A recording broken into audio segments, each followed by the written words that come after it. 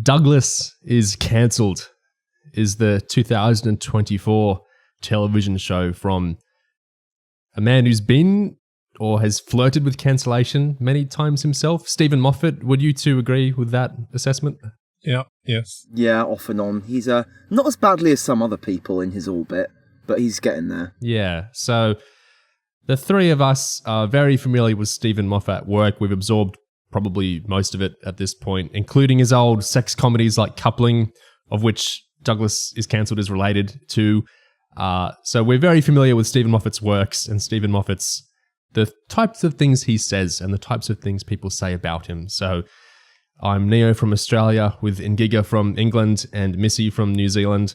And we're going to be talking through his very interesting 4-episode show, Douglas is Cancelled today. In a minute, I want to read out something from Steven Moffat himself on the show. But before that, just in general, what were your expectations of this show when you first heard the title and you saw that one picture of Hugh Bonneville and Karen Gillan on like a news couch? What were your expectations? And in general, did the show meet them? It was my personal 9/11 when they announced the show. I was genuinely as someone who is always on the lookout for like what's Moffat doing next, what's it going to be next, and there's been some ups and downs in that process. Like Time Wife was quite cool, and then Inside Man was like worse than a proctology without anaesthetic, or whatever. Like I think you always want like a writer to kind of redeem themselves to the best of their ability and like prove that they are the good version of them and not validate the people who insist that this is the worst writer, like the most horrible man imaginable. So I think what I was kind of concerned about was that from the outset it looked like it was going to be Moffat having taken a turn into self-exoneration, because whereas his older shows, like maybe something like Joking Apart, like really it has this kind of author avatar in there, but it's so much about self-criticism and kind of self-examination and him taking a quite critical angle to, I guess, himself or his own behaviour. I was really worried that in his late career now, he having been faced with this whole world of cancellation and Twitter and whatever, that he would now be writing something where I guess the version of himself that exists in the script would be, I guess, ultimately on the innocent side or sympathised with, or like the hapless bumbler who didn't really do anything that badly, but it's the world that's gone woke and crazy, it's cancelling him. So I was not really looking forward to it. That's what I thought it was going to be. Very similar. I felt almost exactly the same thing, always looking out for what writers you like are doing next. And when it comes to Steven Moffat, you're very excited to see what he's up to next. And the announcement of this is quite possibly the worst possible thing that could have come up. It's like when you try to think of something that would be really terrible sounding for Moffat to write, it doesn't get much worse than Douglas is Cancelled. So I kind of just sort of tuned it out. I was like, it's going to be, I don't know what it's going to be. I think it's going to be not good. And like, at best, it's going to be middlingly sort of, it's not going to look, how do I say this? It's like, in my head, the best case scenario was that it wasn't a train wreck. So I was like, I did not have high hopes. So I just like tuned out of it. That was, so yeah, I wasn't on a positive note starting it. Neo, you always had really positive expectations, didn't you? You could call me naive, but I was never worried. I was not worried for a minute that this would be great. Maybe it's actually completely correct to call me naive with that. You guys might have had the more intelligent assessments there. But no, I never had any doubt. His writing of gender has evolved a lot from the days of talking about Karen Gillan as wee and dumpy and worrying about whether she's going to fit the aesthetic of what a Doctor Who companion's meant to be or whatever. I felt like tangibly in his writing, he's changed since 2010, since Coupling, even earlier, since all those things. So I was never worried. I always thought, and I was even, how to say this without being combative, I always felt very assured that this was going to work and it wasn't going to be the type of thing the title... Moffat loves playing with audience expectations, so I never felt like he was doing some anti-woke thing with titling a show Douglas is Cancelled. Yeah, I was never worried, but it was probably stupid of me to be so unworried. But I wouldn't have expected quite as in-depth an exploration of quote-unquote male feminism as the show ended up being, but I expected something kind of like this, a kind of self-aware sort of thing. But then again, his most recent comedy work was the Unfriend play from recent years, which I don't think was that great, and I thought was a very throwback comedy sort of thing. And so maybe I should have expected something more like that, but I don't know. My heart was telling me this is going to be good, and it was. I guess that was part of it, which was we had just come off with The Unfriend and Inside Man. So my general hopes for Moffat were not high. I'd forgot about Inside Man. That would explain it. Yeah. Well, there's things about The Time Traveler's Wife I want to get into later. There's so many great Moffat quotes from interviews. He's the BFI, big proper interview we did with his cast members and director and whatnot. And there's lots of TV and radio and articles he's done. There's lots of interesting stuff I want to dig out and talk through because the show is so much in a conversation with the world around it. That's part of what a show like this is, right? I know Moffat resists calling it's about so-and-so, but it's very much a sort of show asking you to talk and think and water cooler conversations. It's very much that sort of show. So I want to get into a lot of that stuff. But just to kind of open up with what the show is, Moffat wrote something for Radio Times magazine this year. I want to read out a bulk of this because I think it's really interesting to hear from the horse's own mouth what the show was doing or what the show was meant to be. So, in Moffat's own 2024 words, 6 or 7 years ago, when I had just left Doctor Who and Sherlock and felt certain the world was clamoring to hear more from me, I wrote a play. I didn't tell anyone about it. I refused even to tell my wife what I was up to all day. I just typed away and felt a calm, glowing confidence that I would deliver my theatre piece and stadiums would fill. How the crowd roared in the quiet of my office. That's not exactly how it worked out. I sent the play off to various theatres and sat back, wondering if it was too much to expect a bidding war. Oh, the silence that fell. Most of the theatres didn't even reply, and those that did said no. Or ew. Oh, what a cold wind was blowing now that the TARDIS had faded from my life. I'd been dumped back in reality, and the world outside Baker Street was just sort of shrugging at me. It was a lesson in humility, specifically that I needed to acquire some. I'd pull back from Moffat's words there for a second.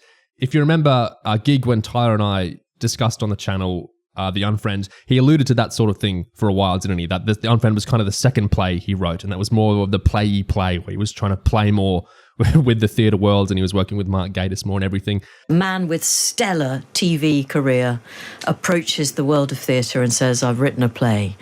What's the reaction? Dare they be snooty to you? Well, let me tell you what the reaction was, because this isn't the first play.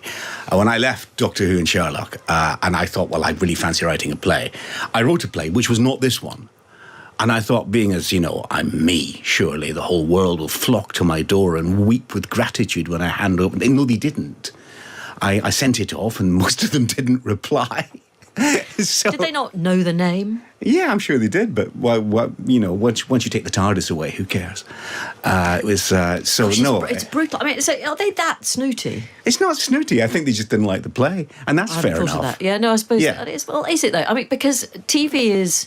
I'm just amazed that there's the possibility even that people in theatre might look down on wildly. I don't think they look down TV. on me. I think they didn't want to put that play on. I mean, that's. I think there's a sort of illusion that you get to a sort of level in the industry where people just say, well, he's famous, so we better spend millions on him. That doesn't happen. That never happens. I've got loads of stuff that's been turned down.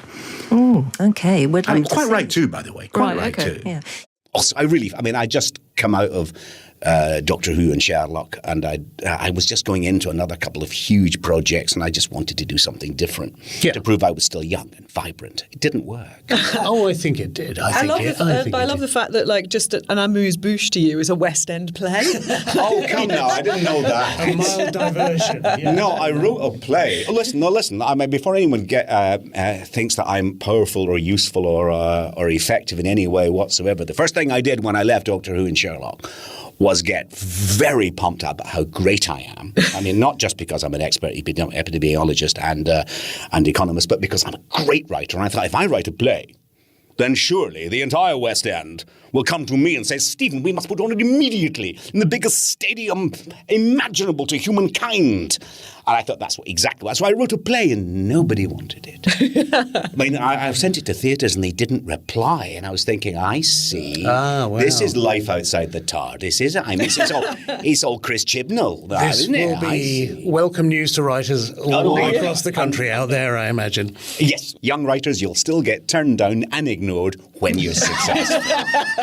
Come and join the party. What a great message to go home from. The room will always be full of backs. But you do, when it did finally struggle. No, That's that's not what happened. That play never got on. Oh, sorry. Oh, I beg your pardon. And that play so this was isn't turned down. really your first play. This is your first. My real first play Right. was rejected comprehensively and largely ignored by the theatre world, including friends of mine who just went, who were encouraging enough to say things like, now the advice I give to young writers is if you get turned down or your show flops, and mostly you'll get turned down and mostly your show will flop, so listen to this, it's useful.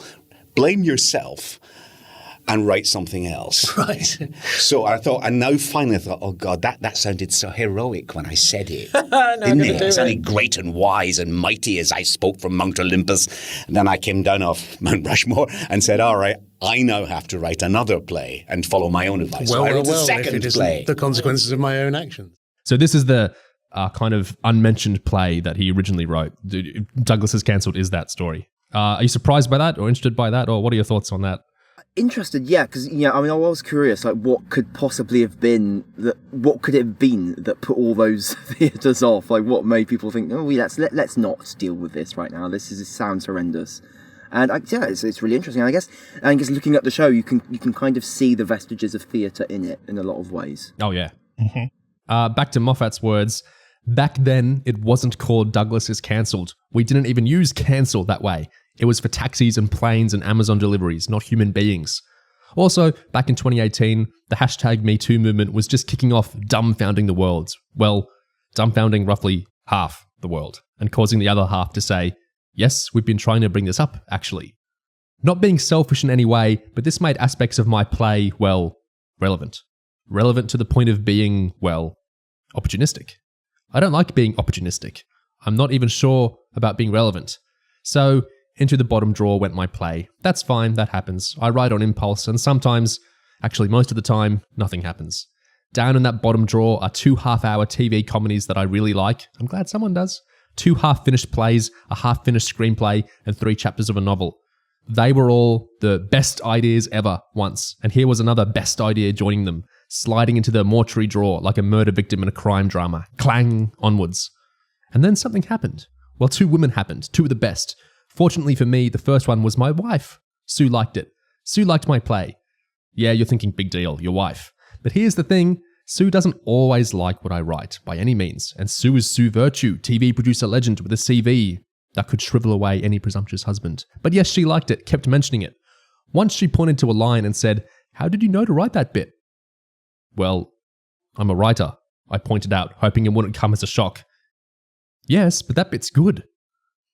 As the years passed, she kept bringing up the play, and there was reason to because, well, it wasn't getting any less relevant, however I felt about that. Suddenly, cancellation was everywhere. People were capsizing their public lives with a single utterance. Careless talk was costing careers. Twitter was a minefield, and the unwary were going up like fireworks all around us. And just to bring it right back to what I'd written all that time ago, TV presenters, just like Douglas in my story, were regularly destroying themselves by being basically human. It's the right time for that show, Sue would keep saying. And yeah, maybe the mortuary drawer was rattling. To pull out, before we go to the second woman, well, Missy and I are just from the colonies. But Gig, you're from the UK. What's Moffat, or what's Sue referring to there about TV presenters destroying themselves by being human? What are they talking about? Well, I mean, the one that comes... Well, there have been a few, like, kind of in recent years. I wouldn't say... I would say the controversies have maybe been rather larger things than what happens to Douglas here. Like, more to do with outright scandals or, like, allegations involving, like, other people and actual, like harm. Like, I don't want to get into any potentially naming names territory. But, yeah, I would say certainly it's... Yeah, it's kind of an interesting point of comparison there. Like, certainly presenters on the recognition level of Douglas kind of similarly have kind of been embroiled and sort of publicly destroyed in ways that kind of maybe implicate the way our media works, or just kind of, I guess, the way the industry works. I think your presenters are more Titanic figures than ours. Like, I assume, Missy, I assume New Zealand, like, there's names, I don't watch real TV, but there's names I could list off easily that I know. Just, I don't watch their shows, but I'm aware of certain Australian TV presenters. Is that a big thing in New Zealand as well?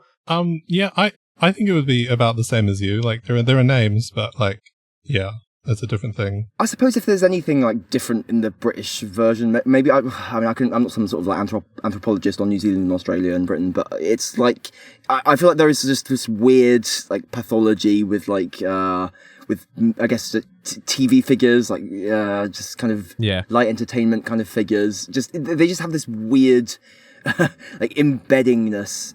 They're embedded in culture and people's minds in like maybe this kind of pathological way. We do have this with radio in Australia. Anyway, Australia presenters are boring. Let's cut away. Let's go. Not an Australian, not even someone English, but someone Scottish is who's relevant here. If we go back to Moffat's own words. So, the second woman was a movie star, which would turn out to be quite helpful in the long run. I'd known Karen Gillan for years, of course, ever since our glory days on Doctor Who, when she was the flame-haired Amy Pond, putting the fear of Scotland into the monsters of time and space. She'd flown away to Hollywood since then, where she'd increased the average leg length by an appreciable amount. But Karen isn't one to forget her old friends, and now and then she'd return to the homeland, usually on the back of some movie launch, summon her old Doctor Who gang, and sweep us off to a show or a restaurant or a movie premiere. Once she asked me what I was up to, and I told her about my play and all the empty stadiums. I'd love to read it, she said, which is the kind of thing people say to writers to shut them up. So I emailed it to her, and to my astonishment, she actually did read it. Who does that? And she loved it. That needs to get made, she said. The thing about Karen, when she says things like that, they kind of happen. Once she was a little girl in Inverness who thought she would be on TV, and a moment later she was starring in Doctor Who. Then she thought she should be a movie star, and boom, she was. She ruthlessly exploited her film star looks by shaving her head and painting herself blue. You can take the girl out of Scotland. In recent memory, she has blended a whiskey, developed an app, and shown her appreciation of comedian Nick Kosher by suddenly marrying him. I went with her to a fringe show in Edinburgh involving clowns. She collared one of the clowns afterwards and demanded to be taught clowning because she didn't know about that yet. I expect she's a clown now. Next time you go to the circus, look closer at the clowns. One of them only looks like they're on stilts. So one day, I was sitting on the set of something or other, and it occurred to me that I had a script loved by an actress who was an actual movie star, and by an eminent TV producer who I'd already gone to the trouble of sleeping with. So why didn't I do the one thing I knew how to? Why didn't I just write it as a TV show? And since I'm writing this in Radio Times, I don't suppose it will surprise anyone to know that's exactly what I did. There's some other context. That's the end of Moffat's Radio Times magazine article. There's some other context he doesn't go into there. Like, there was actually an interim period where Karen and Moffat were developing it as a film. I can't remember where I thought, because I originally wrote this as a play a few years ago, and I sent it off. I just left Doctor Who and Sherlock, and I was fairly confident that every theatre in the land would want my play. Absolutely none of them did. Not one. Some of them didn't even reply. But Karen Gillan, my old friend from Doctor Who, liked it, so we ended up thinking about a film and then making a TV series. So, at what point did it become a TV show? So you must have read the original play, presumably, and then did you think? Karen said it should be a film. At what point did you think, actually, this could be a TV show and make it for ITV? I think after we couldn't sell it as a play or a film. Yeah. Right. It was Glove Puppets next. Yeah. It changed names as well. Yes, it was. Yeah. What was the original name? It was Madeline Crow, then it was the Tweet. And then cancelling became popular, and I'm a slut. So I just went, let's get cancelled in there. But it was. I mean, it was such a good idea, and it was such a good script. It was just finding the right medium for it. I think, which I think this. And it really works in the 4 episodes. I think that's actually the best format I've ever seen the story in. I think it probably is. Yeah. I think having stopping on a cliffhanger is good for it. Just in the end, it was my whole idea was to do something different. So what I did was another TV show with Karen Gillan and Ben Mills in it. And has it changed much from? I mean, obviously, it has changed a lot from the stage play version to this. It's not massively different. No, it's the same story. There are more characters in this version, but there's certain things are extended, but it follows the same beats, and many of the scenes are quite similar. And Karen, he sent you this script when it was a stage play, just as a friend, like not saying you should be in this or anything. No. And then, what did you make of it at that point? And then, what did you make of it when he turned around and said, "Can you come and be in the show?" I'd heard that he'd written a play, and I think I asked you if I could read it. That's right, yes, and no one has ever asked me that before. I was like, really? Okay. And so I read it. And I was just like, and this was actually before the morning show had come out, films like Bombshell. And I just sort of felt like so strongly that the story needed to be told. And I sort of felt it should be on screen, actually. And so I think I badgered Steven to turn it into a film for quite some time. And then later he was like, actually turning it into a TV show. And do you want to play Madeline? And I was like, couldn't believe it. I actually wasn't even gunning for the role. So I was totally honored when he asked me, and slightly terrified because it is such a challenge for me. But no, so excited. So it started off as a play didn't get sold, tried to become a film, that didn't work. And Moffat says he doesn't really see the movie landscape as accepting a drama like this anyway. What the film had been like, it would have been like the 4 episodes, but they wouldn't stop. And we'd probably still be trying to make it. I would fear one of the things that puts me off is that I would just slightly worry if the kind of film you make and never gets released.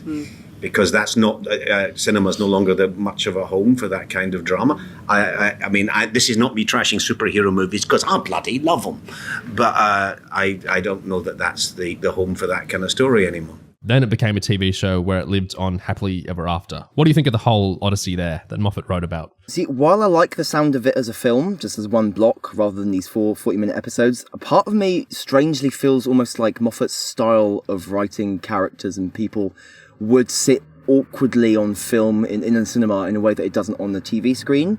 Like stuff like the very end of the show, for example, and that whole reveal there. I'm just like, I tried to picture that in a film, and I'm like, what? I just feel like audiences would just be like, what the fuck is this shit? You know? Whereas like for some reason the small screen seems to inhabit these kind of like archetypes in a way that this could be complete nonsense. I don't know. There's just some weird sort of like weird ritual charm or spell on TV that just makes Moffy's kind of work. The only negative aspect I can see of it being a TV show is something, I know Gig, I think you cared about this more than Missy and I did. I think you were more, what's the word, alert to it maybe. But the show, I mean, anyone can see the show feels kind of padded.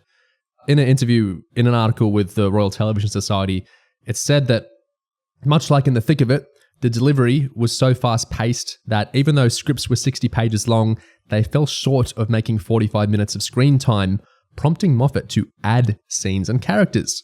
These additions didn't upset the show's balance, which expertly offsets moments of light and shade while respecting the gravity of its darkest topics and satirizing others. Moffat says, it's always important to have humor. If the audience laughs, you have said something to them that they know is true. A joke is just truth at speed, a high-impact insight, so there is no difficulty in marrying comedy to a serious subject. That thing about the scripts being short and needing expansion, I feel like even in the TV, even if the scripts hadn't felt short and they'd gotten their 45 minutes with each script, the show feels elongated in a way I'm not entirely sure. Like, as a theatre, I assume it was 2 acts, and the first act would have been roughly the episode 1-2 thing of, here's the story where at least a lot of the men in the audience are aligning more with the Ben Maher's character and the Hugh Bonneville character. And then Act 2 is where we shift more into aligning with Karen Gillan's. I assume the function was still meant to be like that, and so roughly half limits. But something about the construction of the show, I feel like episodes 1 and 2, upon which the reviews were all based as well, the meat of the show is in the second half of the show. I'm not entirely, maybe I'm wrong here, I'm not entirely convinced the balance works. Like, it's kind of like, you guys can speak to this. What do you think of what I'm talking about? Yeah, I agree, because it's like, I rewatched it for the first time just recently, and first of all, it's like it's one of those shows where it's like, stories where it's a whole completely different experience where you know what's coming. But yeah. And so watching the first 2 episodes through that lens was really enjoyable, but it feels a little muddled as to what point it's trying to make. And that's because it's sort of circling around it because it doesn't get to its point until episode 3. So yeah, but I do, even with that, I just go back a bit. I do prefer it to the potential idea of it as a movie. I like the idea of either or the hypothetical play. I like the idea of there being like an active pause between parts of the story in the episode breaks, rather than it all being one block, even if it is a little like uneven. Yeah, I would say it's kind of stalling, isn't it? Like, not just to fill out the time slots, although it kind of tangibly is doing that at points, but also just kind of like to avoid making its point. I feel like to do like a structure like this, where the first act of it or half of it is essentially the ruse or the fake, and it's basically doing this kind of comedy front to disguise the upcoming dramatic back half. I feel like probably you want it needs to be pretty pacey, I would say. Like, it needs to be pretty like get to one thing to next, keep it funny, keep it, active.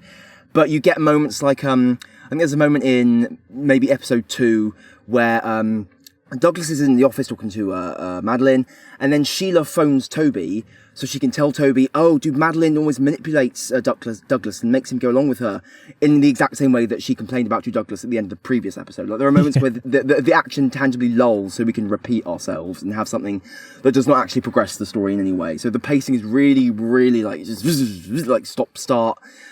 So yeah, and it gets quite frustrating. It becomes quite clear well before the episode 2 cliffhanger that the whole show is like creakingly, circularly building towards whatever happens in episode 3. So in a sense, it's so slight narratively.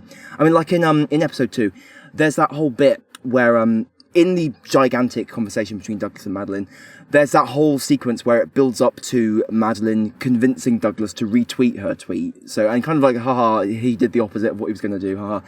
But that ends up having no consequences, right? Because we immediately switch lanes to setting up the rehearsal interview so we can see how Madeline manipulates Douglas again in basically like the same way. So it feels like it is repeating itself and not everything is contributing to the forward momentum of the drama. So that's why it feels quite frustrating at points. It's interesting because, like, as we will know very well, that Moffat does this a lot in everything he writes. Yeah. It reminds me of, like, Doctor Who finales, where, like, he does his narrative substitution. And, like, the thing about those is that Series 9, okay, like, before going into Hell Bent, Heaven Sent was a very strong, solid thing on its own. Like, that's good and important. It wasn't set up to Hell Bent. It was its own, thing. Yeah, it was its own thing. And that's the problem with, the problem with episode 1 and 2 is that it's not its own thing. It's just not episode 3 and 4. And that's not enough for 2 whole episodes of television.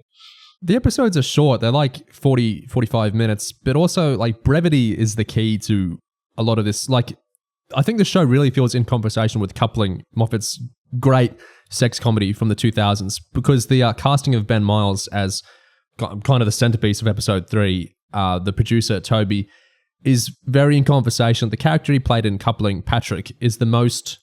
There are bits of Coupling that have aged fine. They're in there somewhere. And there are bits of Coupling that have aged strangely or poorly. And I think Patrick's character in Coupling is the one that is most aggressively and obviously aged. He's aged in a big way. I don't want to spoil Coupling for people. It's a great show. It's very much worth watching. There's stuff Patrick, who's like the macho of the gang, of the male gang in that show, the stuff Patrick does that stands out as absolutely horrid now when you watch it. And you're like, that is insane that there's comedy around this. This is disgusting what he's doing. I feel like reframing this used to be, well, what we say this used to be, for some audiences, for the audiences we're like, identifying as primary for, whatever reason here, it used to be seen as more normal, I guess. And then later on, it's been reassessed. This is the whole conversation the show's doing with male feminism, which we'll get into later. But I'm going on an entirely tangent here. All I wanted to say about Coupling is short. The episodes of Coupling are short. And so Moffat has to be bam, bam, bam with his gags and his setups and the way the gags are in conversation with each other, because there isn't time to repeat things. Like episode 1 and 2 repeat each other at fast, not in a good way, at farcical length for no good reason. There's no time in Coupling to do that. So I feel like Moffat doesn't do sitcoms anymore. I wish he would. I really wish. Maybe they're in the drawer of best ideas ever and they're not getting picked up. I wish he would. But the thing with sitcoms is they tend to be short. These episodes are long. And so episodes 3 and 4 being a drama, they work perfectly well with the length. They luxuriate in it. That's great. Episodes 1 and 2 being more sitcom-esque, I think flounder around because sitcoms aren't meant to be 40 minutes because that doesn't really serve them well. And the fact the story itself is kind of just spinning in circles, waiting to get to the switch. I don't think episodes 1 and 2 are horrible at all, but it's just a kind of useless thing to be circling around, waiting to do the genre shift when the format of them doesn't really serve the story they're trying to be, which is like a sitcom. Interesting you bring that up because coupling does do that. Oh, end of the line, maybe. There's an episode about a phone call where it's like the first 9 minutes of the phone call, and then it rewinds and does the same phone call from the other end of the line. And that's like practically the same structure as like large chunks of episode 2, I think, where we go forward, or just the show in general, where we go forward and then we come back and replay it again. I remember there's the bit where Douglas is arriving that morning to talk to Madeline, and we go through that whole thing, and then we come back and have him arrive again and go through it from other people's perspective. And so, yeah, that was interesting to me because it is like the coupling thing. I agree, Missy. Coupling does it with brevity, and this show doesn't, I think is what we're saying. And my other point was that coupling does it with brevity, and coupling does it with a point. There's like a joke, the reason that we're rewinding and doing it again, whereas in Douglas is Cancelled, it feels like we're rewinding and doing it again for padding. Yeah, it does not particularly. I would say the only time where the change of perspective like adds a thing is, I guess, it's in like episode, I can't remember if it's 3 or 4. But the first time we see that cliffhanger where Madeline reveals that the story was about me, and she puts her hand on her chest, and we wonder why she does that. Then we see that from the other point of view. We find out she was covering the microphone, so she couldn't be heard properly in the other room. That was cool. But then you get like you say, the one earlier on where we just kind of see. I think in episode 1 we see a snippet of Toby's conversation with Morgan, the comedy guy, and then in episode 2 we see the full conversation with Morgan, the comedy guy, and it's like, well, why did we see this again? So it is tangibly doing that, so like repetition that's not adding a great deal or anything really.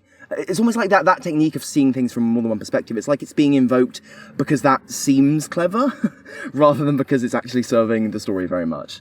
Another structural note about this being 4 episodes is that introduces, I guess, cliffhangers. So 3 of these 4 episodes kind of have cliffhangers at the end, whereas if this was like a theatrical play, you'd have an act break, so maybe one opportunity for a cliffhanger. And I noticed across these 3 episodes, there is actually only one cliffhanger between them, because the first episode ends on a non-cliffhanger, essentially. It's just like a kind of a throwaway gag that you might put at the start of a scene, where it seems like Madeline might be aggressive towards Douglas, but she wasn't. So he shuts the door, and that's the end of episode 1. And then episodes 2 and 3 share actually the same cliffhanger. It's just repeated, but the second time there is one extra line added, which doesn't actually change the cliffhanger like in any way.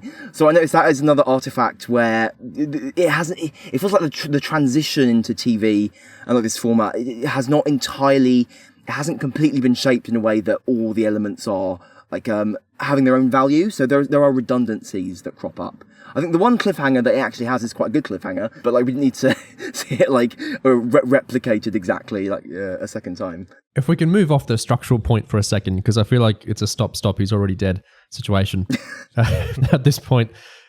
Missy raised Series 9 of Doctor Who a couple of minutes ago. There's something Moffat said in a big interview with the Times, kind of in conversation with that, I want to say. There's a lot he says in this interview. I'll come back to it later, but just 2 kind of little bits from the start, I want to say. Moffat can take accusations of grumpiness. What he found harder to stomach was being accused of being an anti-abortion zealot over a Doctor Who plotline involving a planet that was actually a giant egg, or people, quote, speculating whether I was a pedophile, end quote, after scenes in his 2022 adaptation of Audrey Niffenegger's The Time Traveller's Wife, in which the central character meets his wife-to-be when she's a child. Quote, that was in the book, end quote, he harumps. Nearly as egregious was a journalist assuming he was a fan of Donald Trump. This left-leaning Paisley-born, state school-educated son of a teacher was so incensed about that one that he thought of suing.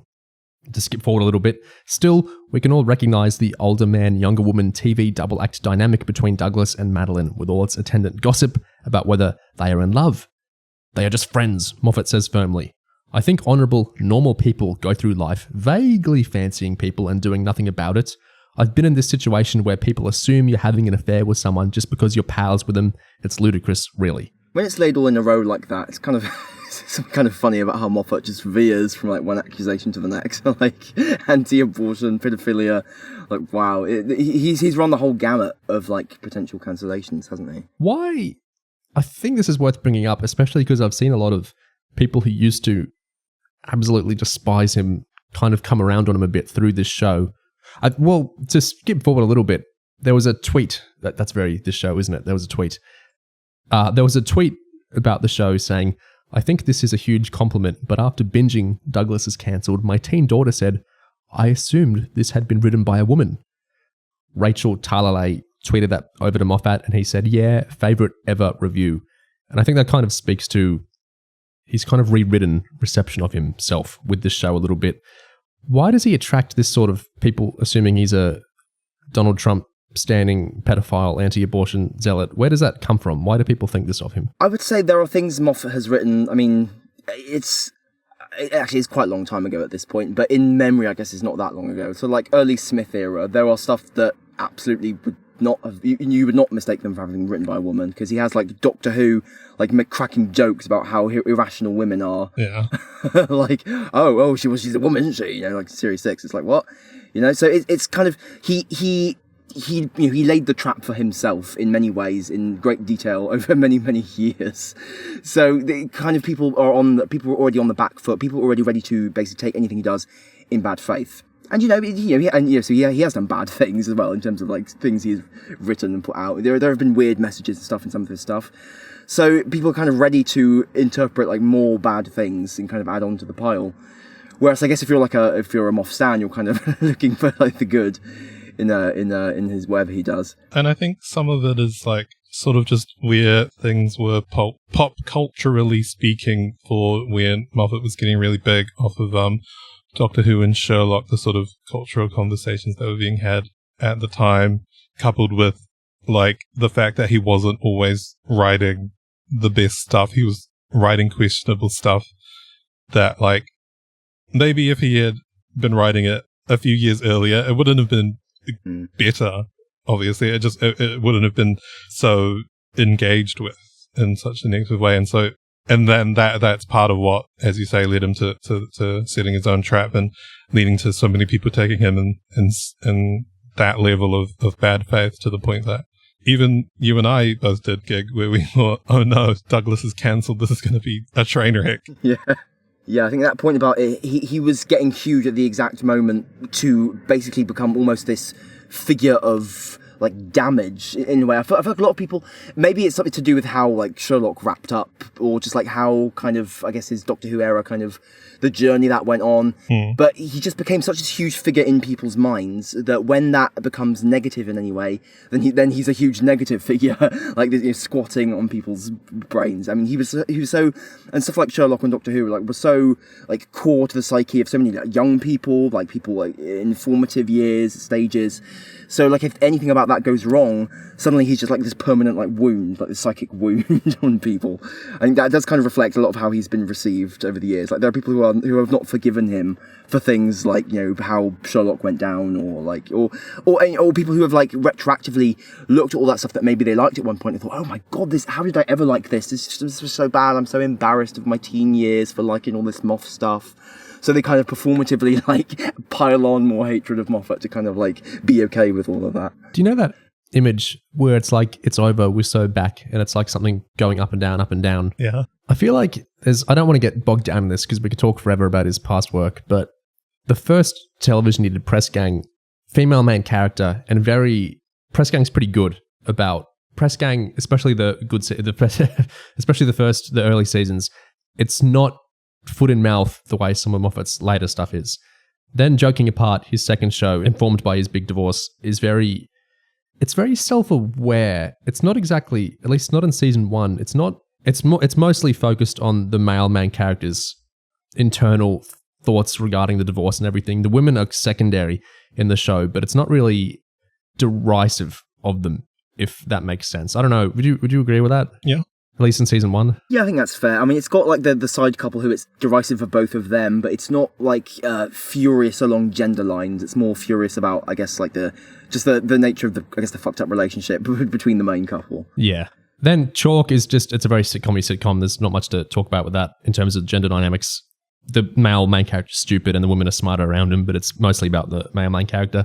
Coupling is more, it's very gender essentialist. That's kind of the nature of the comedy. But it's also very self-deprecating, but still in that way that's giving a lot of primacy to like the men, if that makes sense. I know that makes sense to you too. But I feel like the most regressive stuff in Coupling is a lot of the weird Patrick stuff. A lot of it's just, men are from Mars, women are from Venus types of things.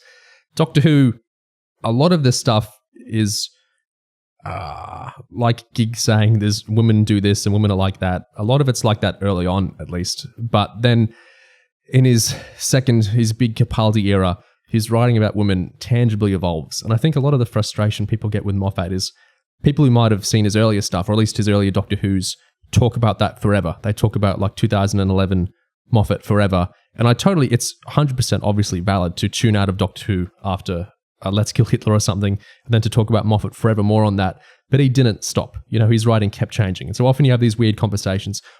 Everyone here, us three, and I'm sure lots of people listening have had this experience where you're talking about Doctor Who with someone and someone's talking about the Capaldi era and you realize they haven't actually seen it. Yes. You realize they're talking about Matt Smith's era through the Capaldi era. Maybe they've seen Deep Breath or something, but they haven't actually seen it because they're making complaints that it's not just that they're wrong, it's that they're so incongruous with what actually transmitted. They're just talking about another era entirely. His writing evolved from there. Jekyll, I don't know how relevant Jekyll is to this. Sherlock, I haven't seen it, so I can't comment. Time Traveler's Wife, I think it's very gendery what it's doing, but I think his writing is clearly informed by how his writing about gender kind of shifted over the course of Doctor Who. I don't know if Dracula and Inside Man are that relevant. Anyway, my point is, at least on Doctor Who, his writing about women changed over time. And so Douglas is cancelled as a very post-Capaldi era type of Moffat writing. But you can understand why people who've seen Coupling or people who've just seen his earlier Doctor Who's are going to come to this with a different impression of what's going to happen.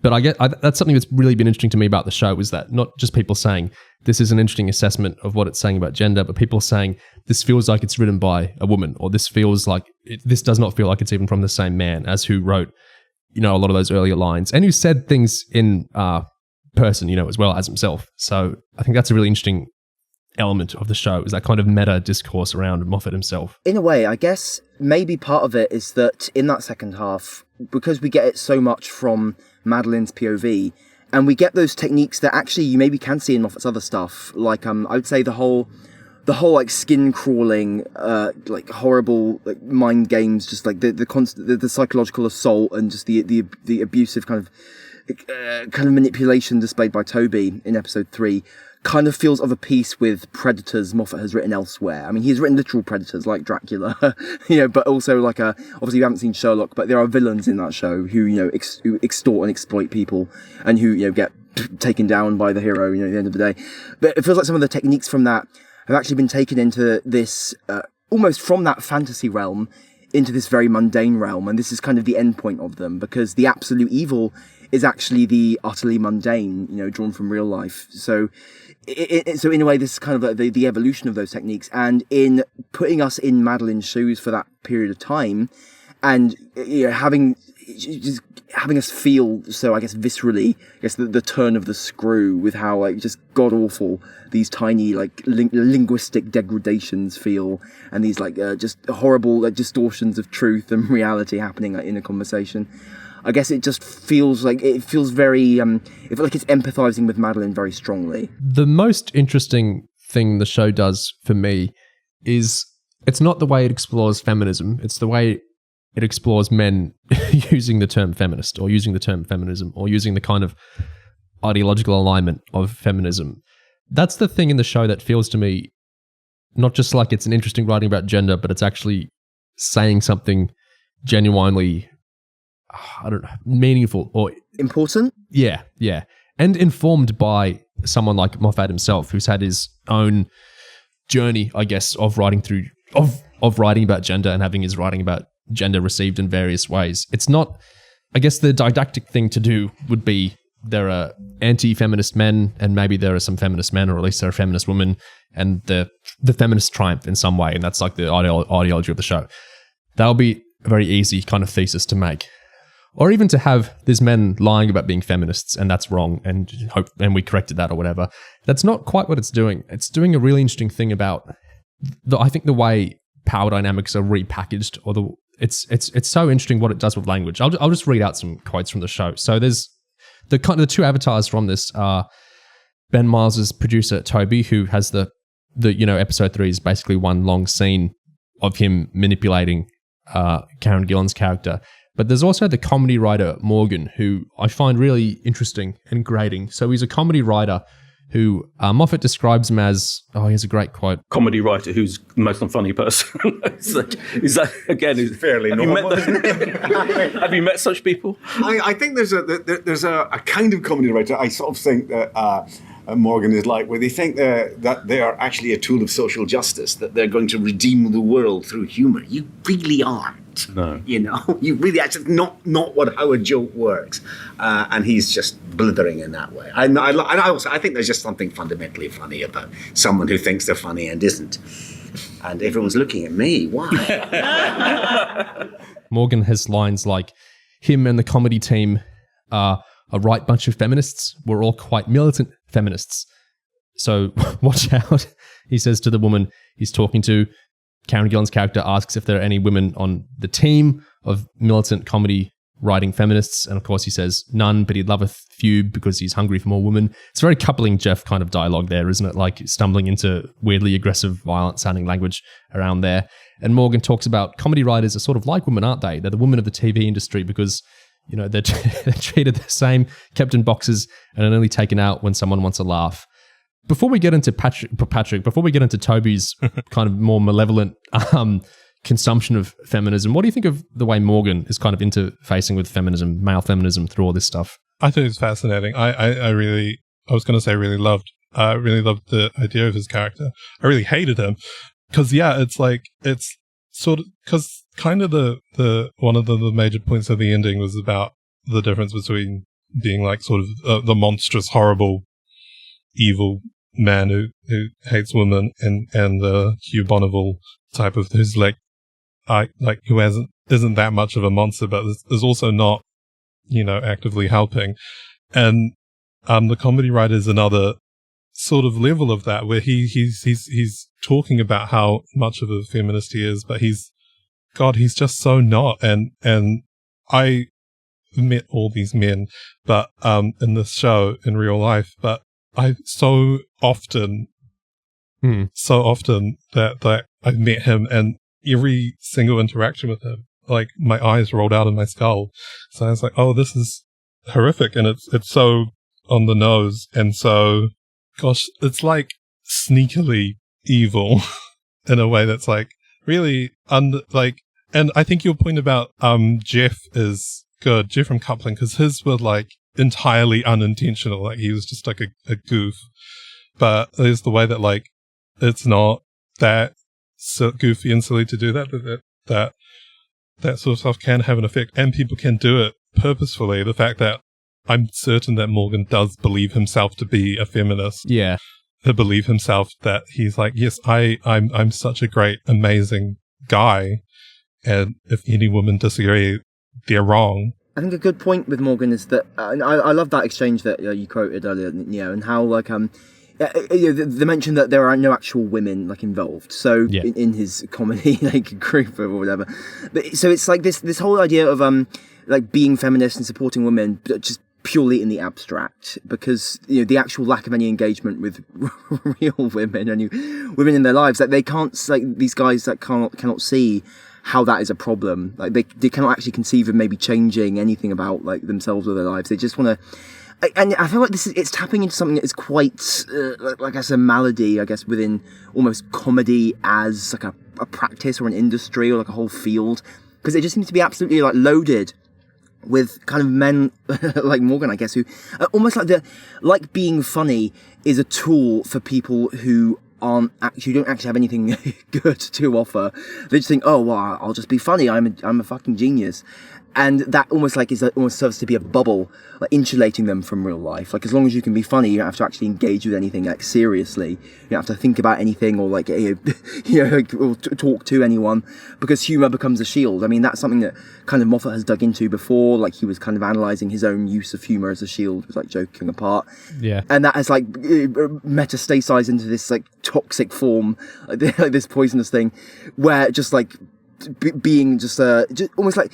I mean, what Moff said there about how these comedy guys think they're improving the world. Well, I think, in fact, kind of what they're doing almost, and we see this through Morgan, is they often just make it, they degrade it. You know, they make things, they just lower the level of conversation with just being disgusting. So, yeah, I thought, and like the performance of that character was really on point as well. So, yeah, see, in the first half of the show, I was like, God, get rid of this guy already. But I think in the second half, especially in that scene, you kind of see why he's so important. I was going to make a different point about Morgan, which is the idea about sort of comedy culture and female representation is interestingly explored with him, because he says, "Oh God, I'd love more women in the comedy team because I'm hungry for women," or whatever it is. It's not because he thinks that, you know, representation is important or that they provide important insights. It's because it's like his own personal, he wants women around him. And like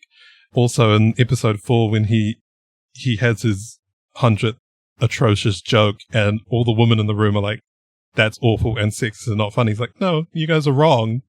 You guys are incorrect. Okay, I know how, I'm a feminist. I know how to do this." It's like this idea that like he doesn't need women around because he is I'm doing air quotes, feminist. So he can handle like writing women, but he can't. We're kind of in conversation here. We brought up Matt Smith era of Doctor Who, late 2000s, early 2010s. This was the era of Joss Whedon and all that sort of thing, where it was a very big thing in like geek culture to be male feminist. And like, I remember there were like actors and writers wearing shirts, you know, "I'm a male feminist," all that sort of thing. It was very big then to kind of normalize this idea of men being feminists and the kind of male feminism we had going on there. There's a famous tweet, isn't there? Something about, wasn't Joss Whedon lucky that his own kind of sexual proclivities, or what he found titillating, kind of for a brief moment in time aligned with the kind of progressive feminism throughout the Western world or something. So he was very lucky that to him, what might have been titillating or just enjoyable privately for himself kind of looked very progressive and very impressive to people for an amount of time. I think that we all lived through it, this era. I think there was this time where a kind of bare minimum happening. And it wasn't even a bare minimum. Like, a lot of these people were actually exploiting women, physically even, you know, in lots of ways during this time. But this kind of perception of a bare minimum of, there's women and they're shooting guns. This is amazing. You know, this is incredible stuff. Us men need to pat ourselves on the back because we've put women in our shows and they're hitting the vampires or they're doing whatever. It was seen as like a huge thing when it's such a... Do you guys get what I'm swirling around here? I think a character like Morgan is conversation with that. It's this very retrograde, regressive. I'm not even convinced it's particularly progressive at all, what they're talking about. But this idea of there's some at least abstract idea of representation, and through that, aren't we incredible men? Yeah. It's just empty words, I think, is the issue. Like, you don't actually make a point to actually like engage with even thinking about or like trying to see things how women actually like see them. And oh God, imagine this. Imagine actually letting women like write things and be involved rather than, you know, you just being the creative mastermind, the genius, kind of patting yourself on the back. I think a character like Toby, who was a producer, that's kind of the key thing here. A character like Toby, I think Morgan, is a terrible man, but he also seems very hapless in a sense that his male feminism is just incredibly stupid, is kind of the perception I think the show is selling. Whereas what Toby is doing is a very malevolent, I think, self-aware weaponization of the whole idea of feminism and of gender equality and all those sorts of things. I think he's very, very aware of what he's doing in that big conversation with Madeline Crowe throughout the episode. It's this kind of twist. It's so disgusting. It's so absolutely horrible what he's doing. This kind of using these terms of equality in such an ironic, twisted way to exploit women, which I think is what a lot of reckoning in recent years of people going back over that kind of geek feminism I was talking about. Joss Whedon's like the big example there, but he's not the only one. There's been all sorts of conversations about this sort of thing where kind of reassessing what was actually going on there. what was the morality of what was going on here in a lot of situations. I think that character is such a great vehicle for exploring this horrible, twisted, evil use of these terms and of these concepts. I think it's so... he says to Madeline, would it surprise you to know that I consider myself a feminist? Like it's the hugest statement in the world. And Madeline just kind of stumbles through a response saying, well done. And the look of pride and of kind of mischief on his face, it's just so disgusting. What do you think of how the episode explored his use of feminism? Toby's use of feminism, it's like the weaponization of it. It's like I think that's part of what makes it so malevolent is how not just aware he is, but like his specific knowledge of those ideas and like how to push those buttons and like where to attack from. And like it shows that he sort of has an understanding of like ideas around feminism and like the discussion points and like the ideas and stuff and that he is actively choosing to weaponize them and use them for his own gain at the expense of women is one of the things that makes it so evil. That like, yeah, just watching how he manages to twist every single thing Madeline says, and watching whenever she manages to successfully deflect something, he immediately has like something else ready to go to try and throw her off. It's like, it's harrowing. Yeah, in a way, I guess it's the ultimate, the apotheosis of reducing concepts like equality and feminism to mere words, because what is literally happening is he is trying to coerce her, to do something she doesn't want to do. He's literally using his power over her because he is in control of whether she gets that job. And so in essence, he is just like, he's reveling in how much he can debase these concepts and make them utterly meaningless. I mean, one thing Madeline says, and when he brings up that there are places in the world where women don't have rights, Madeline's like, what have you done about that lately? Right? So the answer is like nothing. Right? There is no material component here. These really are just reduced to abstract concepts, like rhetorical flourishes, ideas with no substance behind them. I guess that is how they can be twisted into tools of actual abuse. He says later on to Madeline, you're a feminist. God knows I'm a feminist. Douglas, whatever he imagines, he will never be a feminist. And he's genuinely thrown. He's so in control through so much of that episode, but he's thrown when Madeline says fine. He asks, how can you be so beautifully tolerant? Madeline insists she doesn't really care if he's a feminist. He pushes, but you're a feminist. She says, I suppose so. Is it mandatory? He says it should be. If I ruled the world, I'd pass a law. Madeline points out the kind of very strange sentiment in that, a law for women passed by a man. And he insists, as a man, speaking as a man, I would call myself without hesitation an ardent and committed feminist. What would you call yourself? She says, a journalist. I am sure all of us have seen, not just us three talking, but I'm sure people listening as well have seen very similar situations here where a man gets very thrown when he's huge. It doesn't have to be feminism. Often it's stuff to do with race as well. But when he's huge, I'm white or I'm a man and I'm so-and-so, and look what I'm saying. When it doesn't get the kind of effect they want from that, they often stumble back into saying something really horrible, I suppose. Like he says there, where if I was dictator of the world, I would outlaw women not being feminist or whatever he's implying there. What do you think of that exchange? I thought that was a really interesting one. You mentioned moments of like a man being like thrown by the insinuation that he's not some like perfect progressive icon or whatever, and I feel like Moffat has had some of those moments as well. Like on his old deleted Twitter account, there have been like distinct moments like that. So he's writing from experience there, maybe, and that's kind of like a great, and that in that sense, that is kind of the great, I guess, almost self-examination or willingness to, put a bit of, I guess, critique things that he has been or maybe like been adjacent to in his life. So, so again, like putting to bed my worries about this being like a self-exoneration thing. It's the complete opposite of that. It's interesting how when he's pouring the bath and undressing, he's like probing her. What did you mean by not a feminist? They'll be pulling us off each other with how much we're going to be arguing. I think what really feels amazing with Toby in this episode to me is that he feels genuinely like a terrible predator in how much he's It's not even a Ben Miles isn't playing this, I think, is a very amorous, lustful thing. He's not glaring at Karen Gillan in a way that really betrays that he can't wait to so-and-so. I think he's playing it much more in this way where he's reveling in the power. The rhetoric. It's this rhetorical degradation he's doing. Notice how slowly and carefully he starts introducing like sexualized terms throughout the whole conversation. And obviously the insistence with the wine and everything. The way he slowly ramps up the sorts of language he's using and he slowly ramps up what he's doing, he's reveling and enjoying, and he's clearly having the time of his life, slowly boiling the frog in the water, basically here with her, which I think is what makes it feel predatory in a way that I think this is why it feels so informed by reality to some people, is this doesn't feel like a caricature of a predator or a caricature of feminism or whatever. This feels very informed by the horrible truth of how these, situations sometimes play out. Of course, the way this situation ends in episode 4 is maybe more a fantastical thing, but I think the slow boiling of the water feels absolutely horribly predatory. And the way he kind of uses feminism in that rhetorical degradation, it's the kind of on the nose evil of what he's doing and the twisted, completely backwards morality of what he's doing. It's just so it's skin crawling to watch, isn't it? He creates that imaginary opposition between Douglas and himself and Madeline. So in other words, he's using the concept of feminism to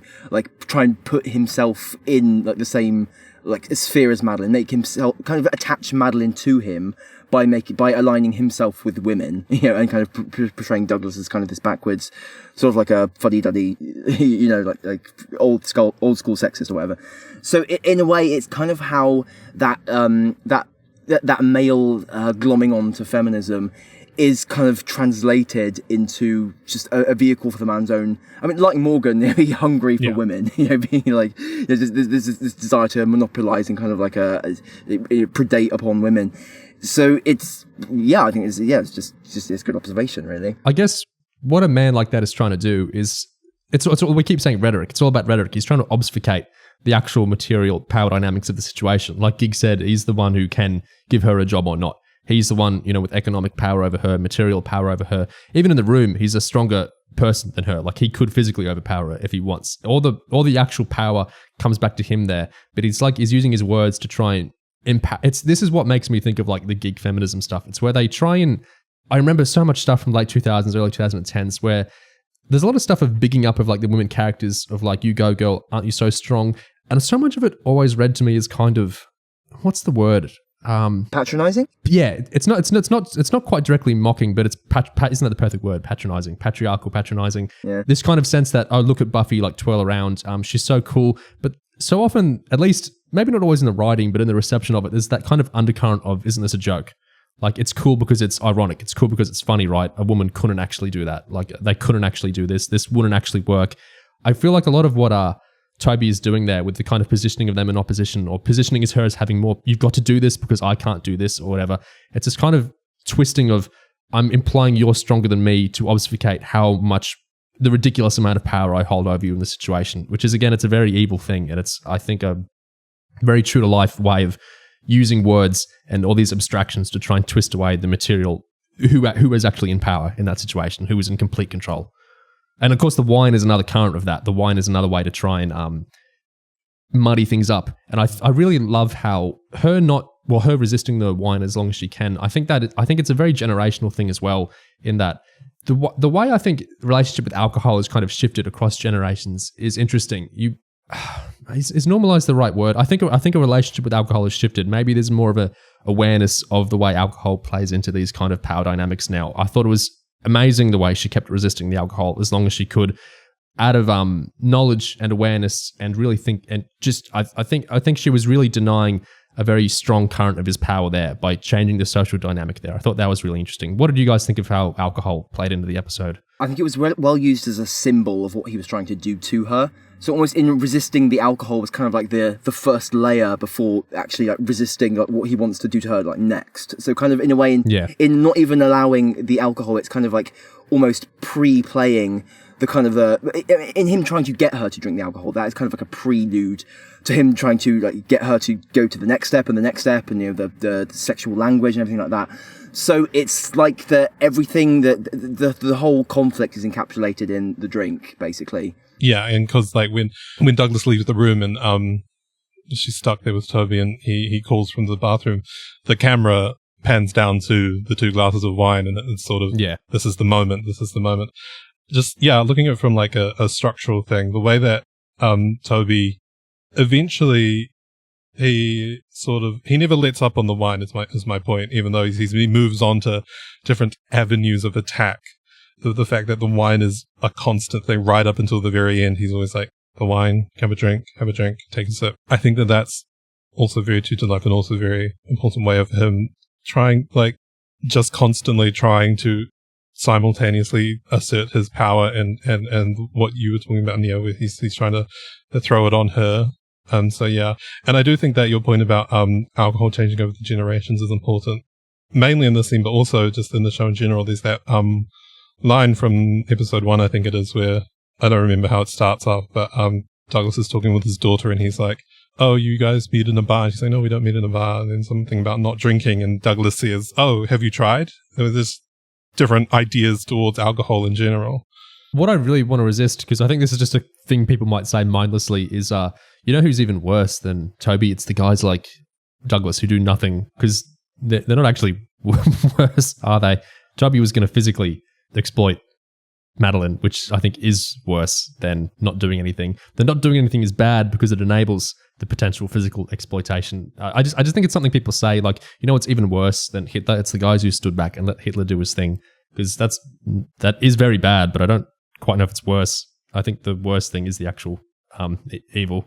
Would it be stupid to say that that's like a form of the sort of like reducing things to rhetoric we were just talking about, where it's like, it is, I think, yeah. We're no longer talking about the stuff, we're talking about ideas of worseness. It's because it puts it into morality instead of the material, isn't it? It's what's worse than doing the evil thing is you know, morally letting it happen, you know, which is all abstract. Yeah, no, I think that's very true. You could just say that they're both bad. Yeah. But what Douglas does is horrible. So, and that shot of Karen where Madeline looks like a little girl, the way the kind of composition of the shot is in the hallway when he leaves her. And, you know, episode 4 is much more about this, but Douglas is very firm on this idea that I didn't do that to you. I didn't exploit you. If he did hurt you, that's on him. Toby's the one that potentially hurt you. And if it was sort of consensual, you're the one that got in the room and stayed in the room with him. Therefore, it's your fault. And the most important thing is I wasn't involved. I didn't do anything. I just walked away. You know, I was nice to you. I'm not involved at all. That kind of self-exoneration, I think, is really interesting. I think it's kind of distinct from the male feminism stuff. I don't think Douglas would straightforwardly call himself a feminist the way like Morgan and Toby would jump to, but he certainly seems to identify himself as a good person, basically. His whole job as a newsreader is to be blank and to be, you know, a blank slate. And so he's kind of anti-ideological in that way, but he certainly wants to see himself as a good person. But this enabling of other people is it's evil. It's horrible in itself. It's the way, and I love how episode 4 explores this. The way he like basically shouts, "You look so scared," and that's why I knew, you know, something sexual was going on. But I walked away, so I wasn't involved. I think that's a really the way that I thought episode 3 was really sharp about the male feminism stuff. I think episode 4 is really sharp about this. It's not quite male feminism, but it's like this idea of I'm not the abusive figure, therefore I'm pretty good, aren't I? Where are you? If you like, Madeline has that talk where she's saying, I do believe that most men aren't like Toby. I do believe that most men are good, but where are you? What are you doing? If you're so good, how you're not helping us? What exactly are you here? I thought that stuff was really fascinating. Yeah, I thought it was fascinating too. And it's like the way I read it was sort of like, it's this idea of, you mentioned Douglas believes he's a good person, and I think it's this sort of idea of wanting to be seen as a good person, or wanting to, like, you know, it to be reassured, to like I am a good person, so that when it starts to be brought up, when Madeline starts to bring it up to Douglas, his first instinct is to deny and shift the blame, and it's like, oh, it was Toby, and if it was consensual, it was you. That line where he's like, he did it and you did it with him is like so scathing, where it's like, clearly Douglas doesn't, in that moment, he doesn't like care about like what was going on. He just, all that's important to him is that it wasn't him. And I think that's important, that he needs to like keep up that facade. And I think it's very similar to what happens with Toby in episode 4, where he starts to get an inkling of what's going on. And his whole role in episode 4 is to occasionally go, now, whatever's going on here, everyone stop talking. And everyone just like shuts him down because like he's doing the exact same thing as Douglas, which is to try and like save his reputation of like all the most important thing in the room is not Madeline's abuse, it's whether or not I'm in the wrong here, and I want people to know that I'm not in the wrong because, you know, I'm the most important. So I think that's sort of what's happening in that episode, is that both the men are like, no, we're not, regardless of what they actually did, it's just like they don't want it to be known as that kind of thing. Yeah. Douglas has like this bystander morality almost, where he separates himself from what was going on, and in that sense he conceives himself as untainted by it, right? But in doing that, in walking away, he is effectively consenting to the corruption of what is happening around him. You know, the evil, like the cruelty, the darkness that he's entirely aware of, that is, you know, embedded in this industry that he works in and this world around him. But in going, well, it's not my problem, and walking away, you know, he sees that as, you know, preserving his goodness somehow. Right? You know, he can't actually conceive of the idea that actually, if you see this happening, you're supposed to, you know, do something, and that is what is required to be a good person. And that moment where Madeline kind of beseeches him, like, where are all these supposedly good guys? Where are all this mass of normal guys who conceive of themselves as not part of the whole abusive network, and all these guys who are just getting on with their lives and just walking away, walking past? Like, why are they like this? You know, why aren't they actually making a point of being active, like proactive? That moment is kind of the thesis statement of the show, isn't it? Really, that's the point, I guess, of like Douglas. It's the climax of his and Madeline's whole interview thing, and it's kind of the climax of the show, and it's kind of the point of Douglas as a character. Ultimately, you know, you think he's been cancelled for his sexist joke, but actually, you know, the true horror of him is that he's just this. He was passive, and he was like, he just accepted the crap around him. So it's like that, and it's kind of, and the point is made that there are so many of these people. Maybe many people watching might kind of see some of that in themselves, or maybe many people watching have seen guys like that. So it's kind of like the show's kind of trying to be like a critique of / a plea to, like a call to action, or just like something like that. And I think that is the kind of point that I think Moffat is well positioned to make. And like, I'm really glad that the show is kind of ultimately about making that kind of point about, you know, men who see themselves as good people. There's another feminist we haven't discussed, Claudia Bellows, the daughter. That's an interesting character. She's very openly a feminist. Like Missy mentioned, she's part of a think tank. She's very firm in her values and everything. She was also written quite strangely. I've seen some people say it's like the young daughter character in Moffat's 2024 Doctor Who episode Boom, where it's like the character seems to be written younger than the actor that was cast for the part in Boom. I don't see that myself with this character, but I get where people are coming from, who the character's 19, in that there seems to be a kind of variance in her maturity across the show. It kind of worked for me because I don't find it strange for, this sounds like I'm being scathing towards people who do find it strange. It works for me that she's very militant, or whatever you want to call it, about her values early on, but she seems like she's very antagonistic with her parents, but she's still, you know, a daughter of a dad that she loves. And the idea that the dad was lying to her or anything like that really kind of pierces her. And so she seems kind of more infantile in the last episode in her belief in her dad. And then when that's punctured by hearing the awful story he tells about Madeline, that, you know, all that kind of stuff about the character is what I'm swirling around. How did she work for you? I guess especially in the first two episodes. And what do you think there's a weird variance in how she's written across, or does that work for you? What do you guys think? I think there is definitely a variance. I think especially in the first two episodes. Sort of the early, maybe like just the first episode. Because I think maybe it's an artifact of the show being padded out a bit for like TV form.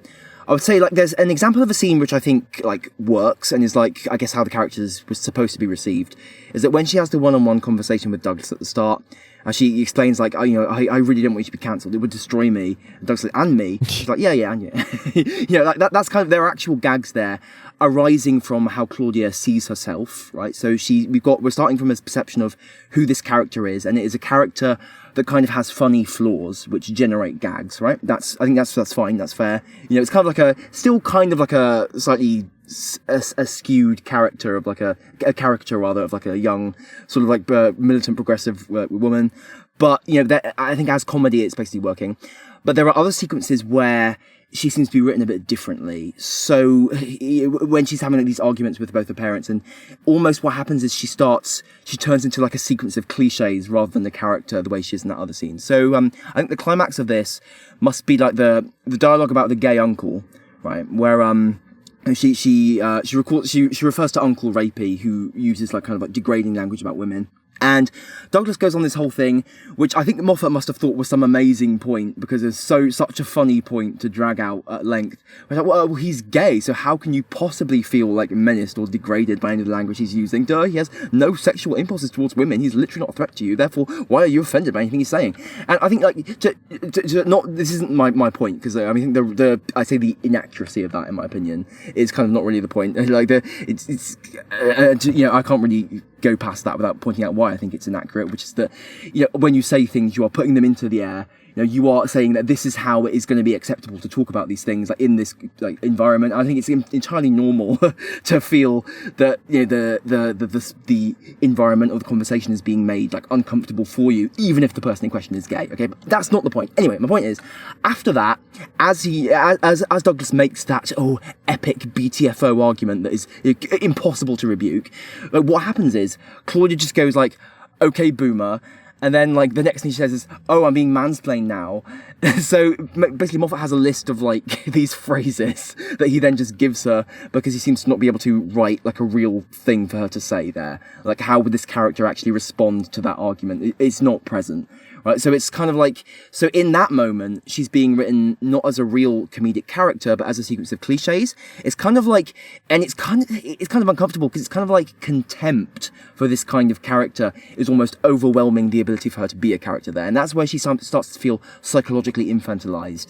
Whereas the actor is still playing her as more or less her actual age.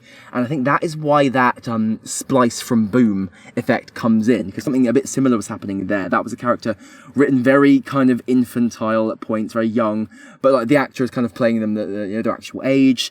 So it feels really awkward. It just sounds awkward to the ear. So it's not every scene like that with Claudia, but I think just moments where it feels like that way. I think that's why the Boom comparisons keep getting brought up. I felt pretty similar to you, Neo, in that the second half, Claudia 2.0, worked really well for me. It made logical sense, but also that I agree with you, Gig, that what was happening with her character at the beginning, it wasn't really working. And I feel like it's coming back to what we were talking about, how part one isn't really about anything because it's stalling. That like she just sort of and she's the worst example of this thing that exists but isn't saying anything yet, and so it's just being filled with nothing.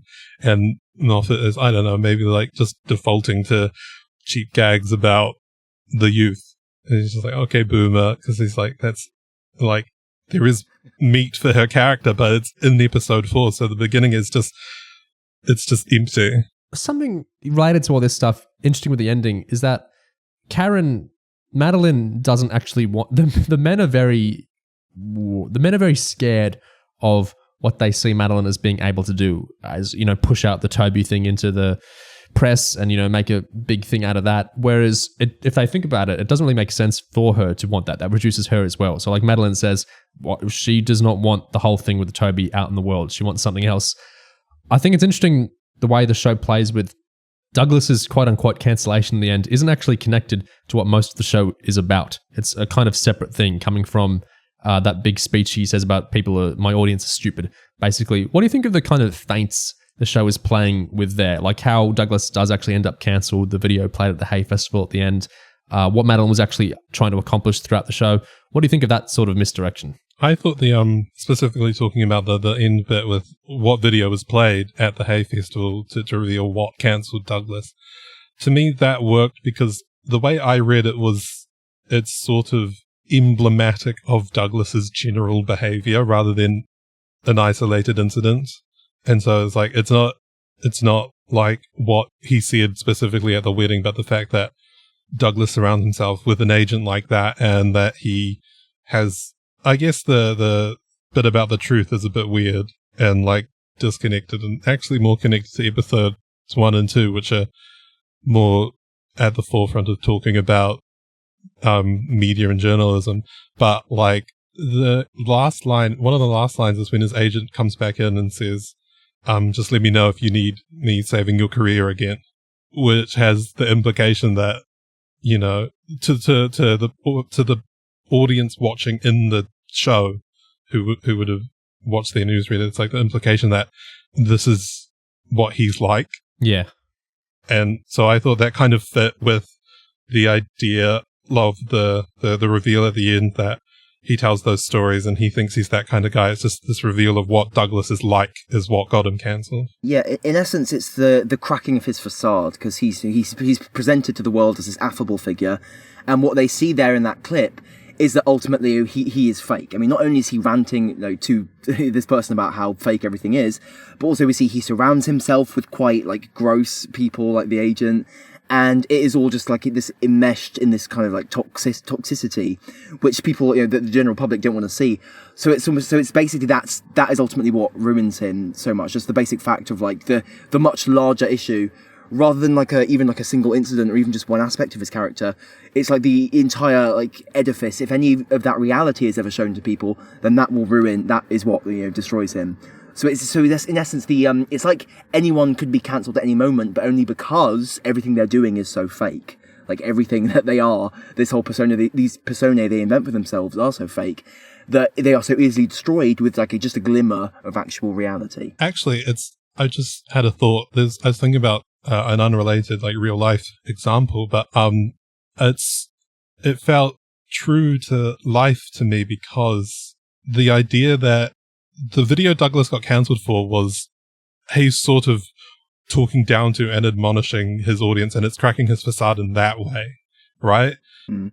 Whereas the sexism stuff isn't what got him cancelled, and it feels true to that. Occasionally, the things people get cancelled for aren't the things that they maybe should have gotten cancelled for. If that makes sense. Yes. Mm. Yeah. That like they're like, yeah, it's like sort of not to get into which is worst thing, but there are things that quote unquote matter more to the general public. Yeah. When maybe that doesn't map onto, you know, ideas of morality. I'm sure we've all seen that when someone's kind of cancelled and we're kind of happy because we hate them, but it's also not really the thing you wanted them cancelled for. That's a media cycle thing. Yeah. On the cancellation note, it's interesting to read in what Moff and Sue Virtue were going with there. Sue Virtue says, "We, as in her and Moffat, know some people who have been cancelled. You know, the stress and the upset and the life ruining is extraordinary. It's almost like a sport, but it's got a horrible ending because sooner or later, someone's going to kill themselves." I don't know who they're talking about there, and people can read so much into that. They're definitely talking about Doctor Who related person, but that's interesting. We know people who've been cancelled. Another cancelled thing that's interesting is Moffat has said in an interview, "Well, it depends, doesn't it, who's getting cancelled? I'm quite happy with cancelled Gary Glitter, but some other people seem to be a bit more blameless. You know, it's odd to end someone's career without them even having broken a law or harmed anyone. That's bad. And I don't think, even where the cancellation is deserved, that we should hand over judgment to the mob. That's not a good idea. Mm-hmm. But the mob is so close to us now because you're only one iPhone away from the rest of the world. Mm-hmm. You know, and it can happen so fast. By the time you've made your stupid drunken joke, and by the time you get home in the taxi, you're finished. So yeah, don't get drunk and don't speak to people. That's my advice. My message to the world. Oh, okay. Good advice to have. No. So his views and Sue Virtue's there are interesting. What do you guys think? Yeah, what I noticed there, like hearing those quotes again in light of the actual show, is that maybe it is to the show's benefit that it was actually written long before stuff like cancellation was being used in that way, because what I noticed that what you're talking about there in those quotes, it's not really in the show very much, is it? Like, the show does not actually care that much about, the horrors of poor person who got cancelled, their life was ruined. Like, none of that is actually in the show, really. In fact, we don't actually see the ultimate cancellation of Douglas at all. He's relegated off screen when that's all happening. It's all about the actual, and it's all about much realer things almost, or just different things. The emphasis is in a different place. I think that's a really good thing, because I don't really want to like all these like middle class people like bemoaning, oh no, my wonderful, illustrious, well off career has been ruined because I said something awful. I don't really care about that. Whereas the actual themes of the show are quite interesting. The actual real life inspiration for the show, there is a real life inspiration, but it has nothing to do with the cancellation. The actual, I don't know if you guys have heard this. Stephen, you explained at the beginning that this started out as a stage play. Yeah. Years ago. So it wasn't specifically based on any actual real life people like what's his name and the other one. It was not. No, what's his name and the other one had done nothing at that stage. Yeah. What was the inspiration though? Did you Simon D. No, there is. I once heard a story that I was describing in the vaguest terms because it involves no one that anyone has ever heard of, about a senior person who had committed some form of indiscretion, who was going to be interviewed, and they decided to give him a practice interview with one of his junior colleagues. And I heard this story and I just thought, wow, what a room to be in. Because any junior colleague is basically trying to knife their senior colleague. So what would that conversation be like? And that was the beginning of it, just that. I think that's interesting, that it's not like, oh, so-and-so was cancelled for this. It's the very specific what episode 4 is about, the junior colleague interviewing you, a senior worker, and getting to try and pierce them, because I think that's really interesting. And that is it's very dynamic and dramatic how episode 4 does that. I think the point there maybe is that this idea of, rather than what we think of as like the mob cancellation online, but rather something, I guess, older, and more, I guess, like larger, I guess deeper than that, is that the idea of someone trying to protect their career, someone implicated in a scandal of some kind. That's since time immemorial that has existed. That has always existed. So that is kind of like I guess that's what the show is kind of really more revolving around. I mean, yeah, there's a Twitter dimension to it, but you could almost kind of take that away almost, and it would still like track the basics of the story would still like exist and function. In an interview with a Hollywood Reporter, Moffat was asked, why did you feel this was a good time to do this show about cancel culture? And kind of building off what Gig was saying, Moffat said, we're all obsessed with it. I think the thing that's changed is that when we had cancellation in ancient Rome, it tended to involve more lions. Now you could get yourself cancelled without leaving the chair. It's that easy. The small space between you and the abyss is really just right there in front of your face all the time. And what's changed also is that we're the most pathetic generation ever. I mean, my generation, not your generation. He looks over at Karen. We're terrified of our teenage children. What the hell happened there? Every previous generation just said, oh, shut up. We're the ones who actually listen. So that's interesting, actually, because it reverses the usual complaint, I guess, about the younger generation being too, getting the knives out too much, and making it more about the fact that it's the insecurity of the previous generation. Yeah, that is actually quite a novel way of looking at it, actually. And I guess that informs like what the show is revolving around, with this guy concerned about how he'll be seen, how he'll be perceived by like his daughter. Will he be insisting on being seen as a good person? So yeah, I guess that kind of it helps the show kind of not be like, entirely about caricaturing young people. It's a very observable thing with millennial parents as well. This kind of wanting, like, I think what he's saying there with Boom is this terror of their children. And I think when you move a bit generationally on from there, you get this sense of wanting to be friends with their children rather than wanting to kind of parent their children. There's just a weird kind of power dynamic shift in recent generations, I guess,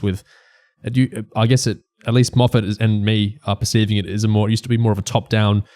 The generation that's older is in charge and isn't listening to the younger generation so much. And then it became they're listening a lot. And then it's a kind of, now they want a flatter power balance friendship kind of thing. It'd be interesting to read into why that's happening, but it is happening and it's strange. Maybe it is like a side effect, I guess, a greater idea that children have like rights, or that this isn't like just like they aren't, you don't own your child necessarily. They're an independent human being, and parents maybe of an older generation being confronted with that and not actually quite knowing how to deal with that relationship changing, because it introduces all these like new kind of like sort of configurations or contortions, and kind of being always confronted with that and like overreacting, or it feels like something along those lines, but just about how how society is changing in its views of that relationship. Like we don't have like child labour, for example, stuff like that. Oh, kind of on that.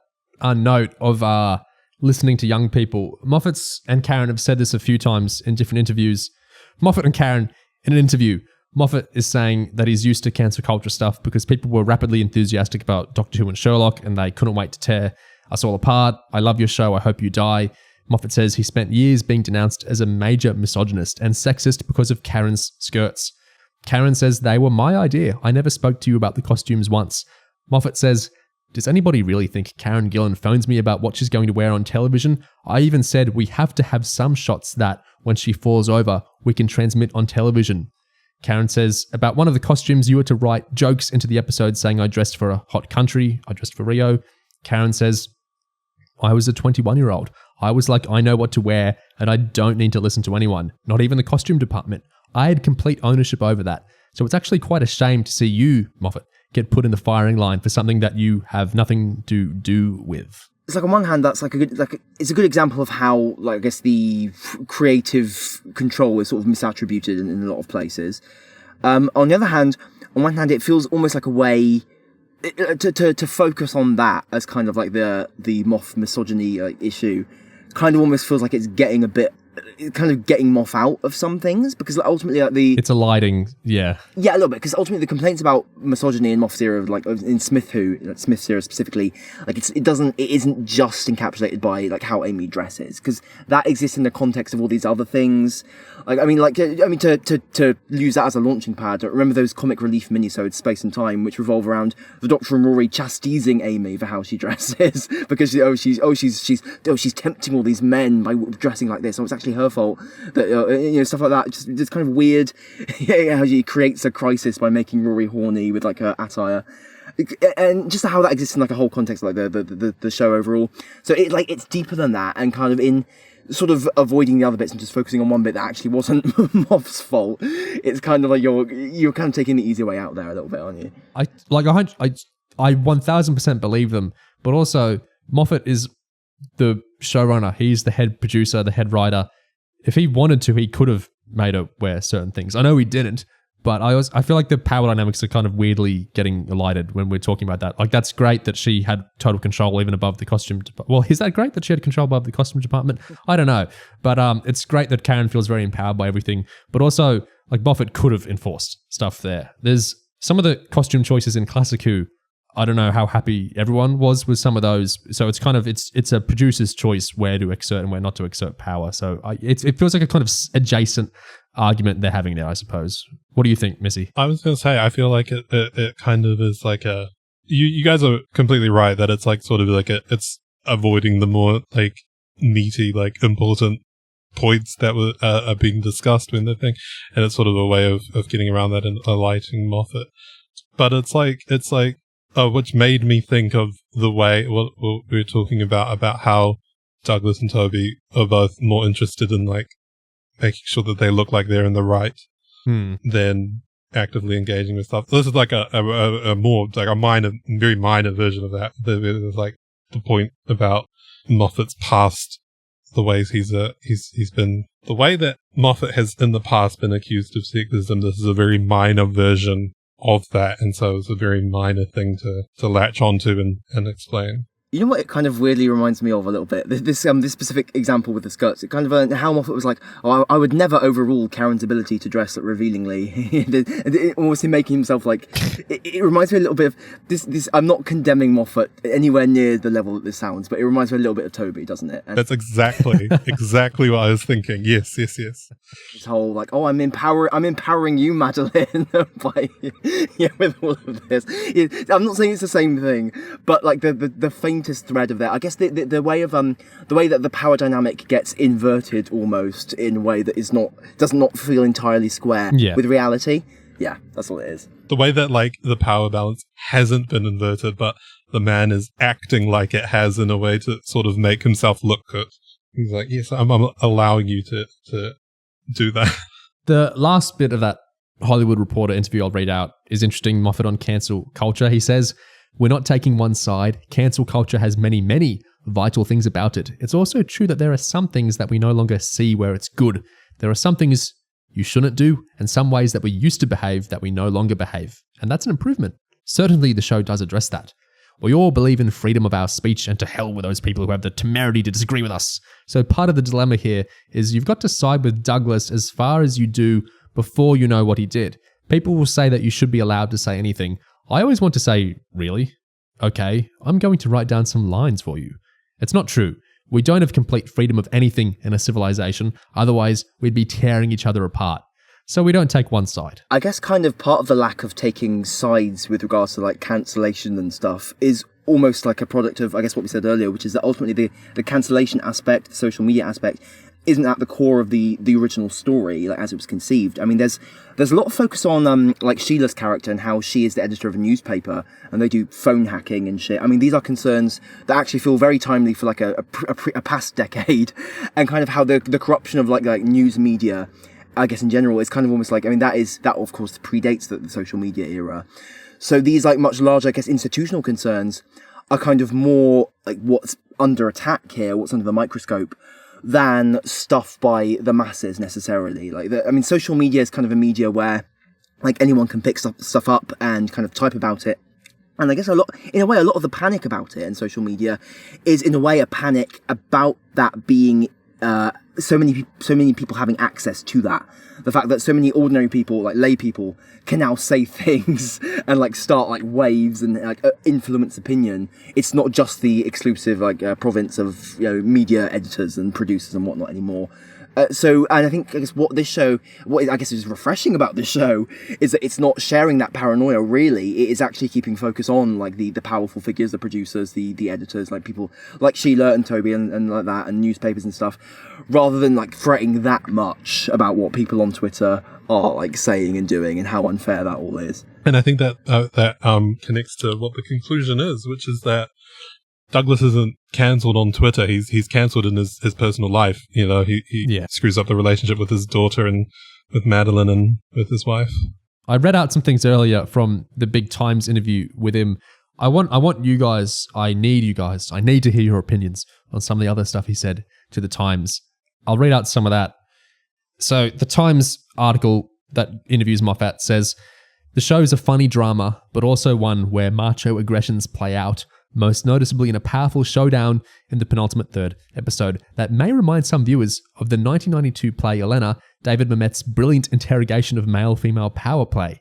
There's also a character, Morgan, played by Nick Mohammed, who claims to be feminist but shows in everything he does that he is not. Moffat says, I think all the feminists in the world are women, and that he's flattered by the Mamet comparison. It's right and proper, and we men should shut up and listen quite often. See, the thing there is that, like, as Moffat kind of talks like that, kind of, he's still in that mode where you could imagine that dialogue in Morgan or Toby's mouth. Toby, yeah. Still, that's the thing. Like, oh yeah, us men, we suck. Yeah, we should just shut up and listen to it. And you're still talking though, aren't you? that's the thing. So it's like you need to. Yeah, I mean, I guess obviously there is a context of that conversation. So I'm not like saying, oh my god, Moffat, he's just as bad as them, because that's just one sentence. But still, I think it's kind of, and I guess it's because Moffat kind of talks like this that he is good at writing that kind of character, like as we see here, is almost because he's kind of so familiar with that kind of self-deprecating, self-disdaining. Oh, us men, we kneel at the feet of you superior women. Oh, we're so frightened of you. He's been doing that for so long. So I guess it is great that he actually writes something where that is turned around and that becomes sinister. I think the saying it's only women can be feminists, I think that is really interesting because I've often seen that nullify certain men. This because some men like Toby and like Morgan really cling to this idea that I'm a feminist. I get to be pro-woman. I get to be even better at this than you women in some ways. I think the kind of nullifying of that by saying a man can't be a feminist or a man can't, stand up for feminism in that way is really interesting. And I find that if you invoke that, it cancels a lot of what some men try to say or try to do. I know there are some men who would even, who would ideologically completely align themselves with feminism, but they will never call themselves a feminist because they feel like it opens up a kind of strange dialogue in, that sense of where they're situated in the whole thing. Do you guys have any thoughts on that, or is that too big of a conversation? I see the point there. I think it's almost like the kind of the performativeness of calling oneself like, oh, I am a male feminist. it's kind of like you are in that act, in centering yourself in the concept of feminism. You are like actively like taking away from, I guess, almost the entire point. You're making it about you, really, when it's not actually like, it's not, as a man, it's not really your rights or your ability to be like treated like a human being that is necessarily at stake here. So it's kind of like, it's not, I guess so. So I think it's, I would say I lean towards Moffat's point of view there, in the sense that you shouldn't be like banging on about how feminist you are. just shut up, God, get on, because ultimately it's like what we were saying before. It's reducing things to empty words. Yeah. And when you could actually be doing things like proactively instead, like labels. I think this can't work for every or even most social situation, but I guess the ideal is that in the relationship with you, or even just in the setting of where you are, ideally it would be evident what you think of, it will be evident how sexist you are or how sexist you are not by what you're doing and what you're saying, independent of you having to like vocally identify yourself as I am a misogynist, I am a sexist, I am a feminist, I am whatever. I guess your actual actions, you would hope, make it clear to the men and women in the room, but obviously not every interaction can be as nuanced as whatever's going on there. Yes, and Toby and Morgan very clearly represent the opposite of that they're constantly talking about that. Yeah, they make clear with their actions and their words that they're not. Yeah, but they also make clear with their actions that with their words, then they bring it up. I'm a feminist. I'm such a feminist. Yeah. It's the ironic thing is that often it's kind of identifying you as the exact opposite. There's much more in like the geeky sphere, and less so now, but there used to be, I think, more people at certain like geeky settings where they would kind of bowl over themselves to say, well, I think so-and-so and I support this and I'm against so-and-so. 2014, 2015, 2016. I remember a lot of this sort of thing. Not from me, from other people, but I think it's in some ways, ironically, the most vocal about these things are identifying themselves as the opposite of what they're saying. And sometimes it's the more quiet people, but that are just obviously not treating people differently, that are kind of, in a sense, more aligning themselves with equality, I suppose. And on this, Gig just said something about oh my God, men need to shut up about feminism and just let. It reminds me of like a very similar situation was with allies when it comes to LGBTQ stuff. Yeah, it's like, yes, okay, we get it, you're okay, but this is not about you. It's sort of like it doesn't actually matter. Just as your actions are more important than I know this is I'm being kind of ironic here because I'm who I am and I'm saying this, but I think what it is a lot of people, especially the sorts of people that I think a lot of Western culture revolves around, at least in terms of pop culture, they haven't really internalized that their narratives don't need to be constantly told, or they haven't really internalized that they don't need to be vocal in every situation. And so even when sometimes they're completely validly and completely sincerely supporting LGBT people or whatever, or they're supporting women or they're supporting whatever, a lot of the times they are, and 100% they're being sincere about that, but they just don't have this sense of, and that means maybe I shouldn't be saying anything. Maybe that means I shouldn't be centering myself in the conversation. Maybe my support can be manifested through just being there and not, taking things over. But because that is obviously so alien to certain types of people, this show is about gender. That's alien to a lot of men. The idea that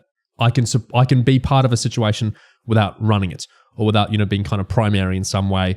So they just don't have that knowledge, and they're not seeking out that knowledge of how to behave differently, that they will center themselves. Even when they're trying to kind of put someone else up, they're doing it through their own activity, if that makes sense. I see a lot of people, sometimes I 100% believe they're good people, and I 100% believe they're trying their best to support, but they just don't kind of get, you don't need to be loud, or you don't even need to be doing anything very obvious necessarily. So you can just be there. You can just be quiet.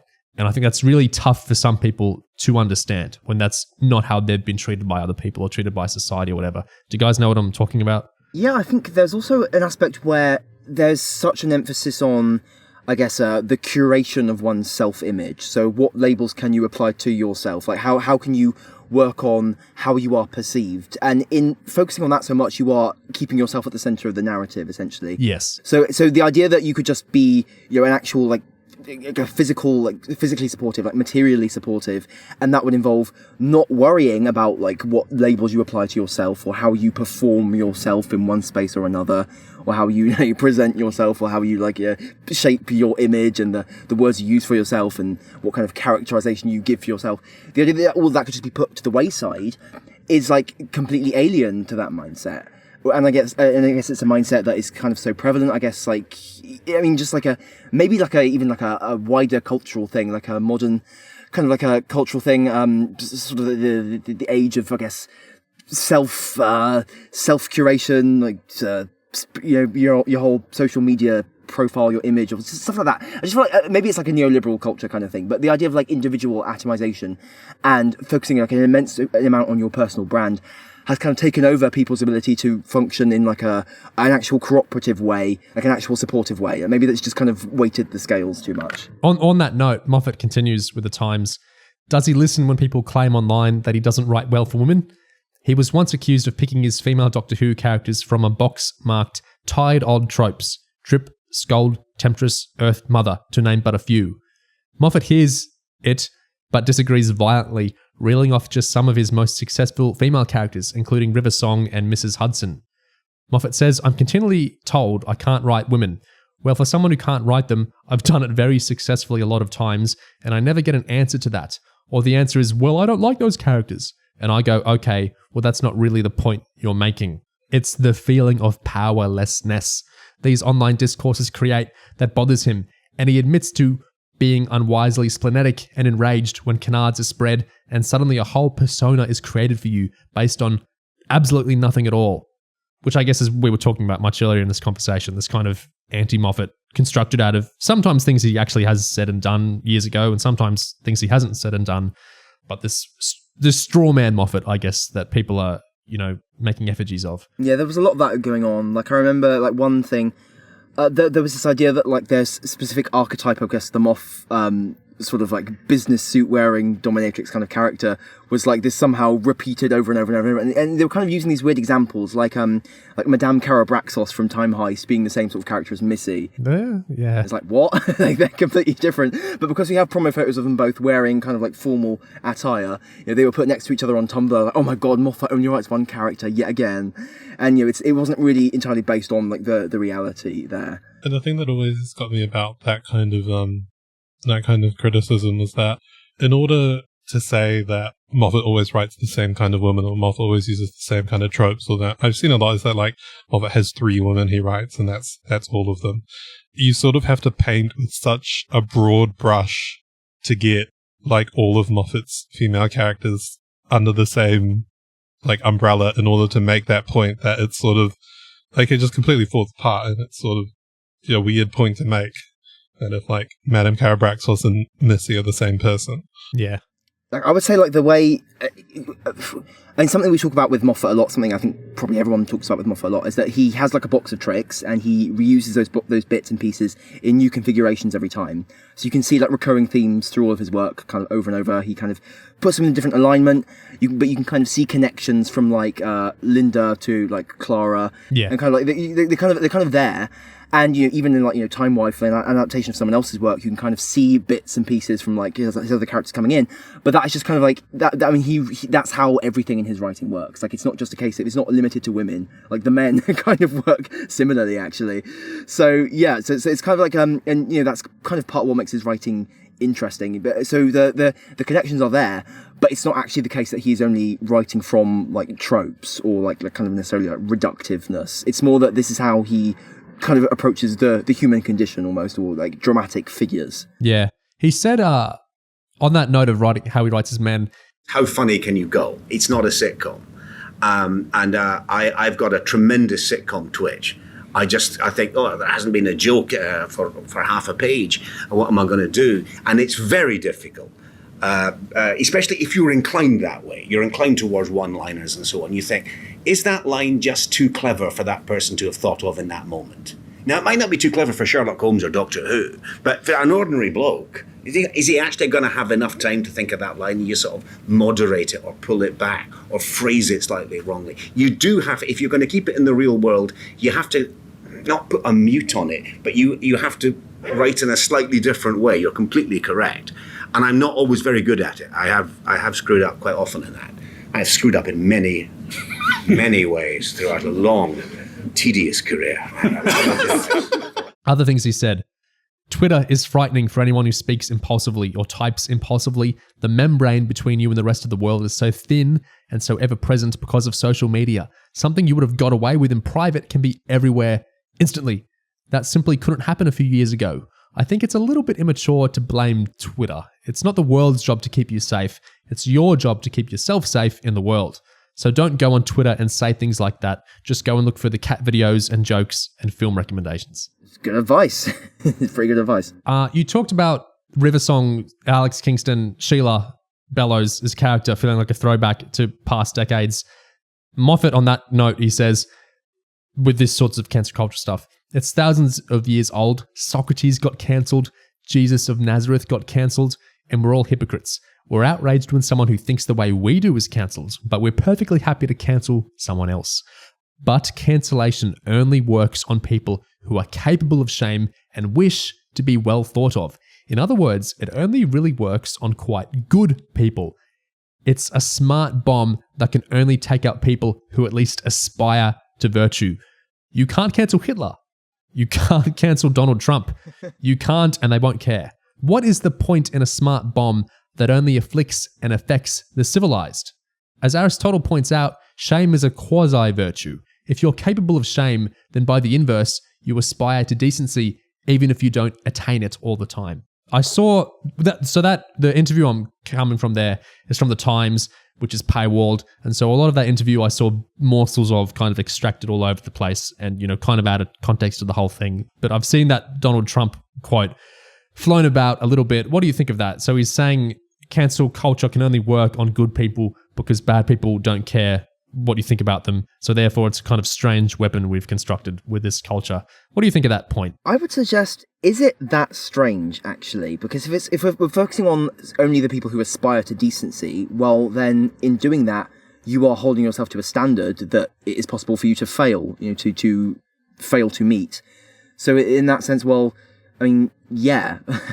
So like someone like Donald Trump, who was like abandoned any kind of, and certainly whose like supporters, of course, in many cases, have kind of abandoned any of these ideas that of like being ashamed of his behavior or his like treatment of people. Well, I mean, obviously they aren't even trying, so yeah, it makes sense that these things can't really affect them or how they are perceived. But I think it kind of makes intuitive sense to me that people who are worried about having morals are the ones who kind of face consequences if they don't have them. I mean, you kind of, in trying to be a good person, you're kind of exposing yourself to the possibility that people will. Does this make sense? It doesn't seem that weird to me. As I think maybe he's talking up the goodness of people who have done something not good. Does that make sense? Yeah. I think the supporter aspect you brought up is an important point of it too, because I think, at least in the sense of like Twitter cancellations and public cancellations as opposed to the personal cancellation of Douglas at the end, is that even the people who aren't worried about being good people are worried about, I don't know, like their financial status, like they're worried about their livelihood. And so like, you see this often with like right-wing comedians or, comedians who move over to the right wing when they find that that's the place where their cancellation matters less. And so they can generate money and make a living. Like, obviously, like they're also like, they're people who don't care about being good, but they also need an audience who also doesn't care about that kind of thing. And so that's where I generally agree with Moffat, and also think that it's a fairly obvious point, but that like the idea that you can only cancel good people isn't too true, because yeah, the cancellation, the audience also needs to be good for the cancellation to matter. I guess there's one more dimension, which I guess is that rather than just like necessarily like good people, there's also the dimension of fame. Yeah. Because these are people who have an image of themselves, and the cancellations when that image is shattered, right, or like revealed as like not entirely the truth. We learn something we didn't know before.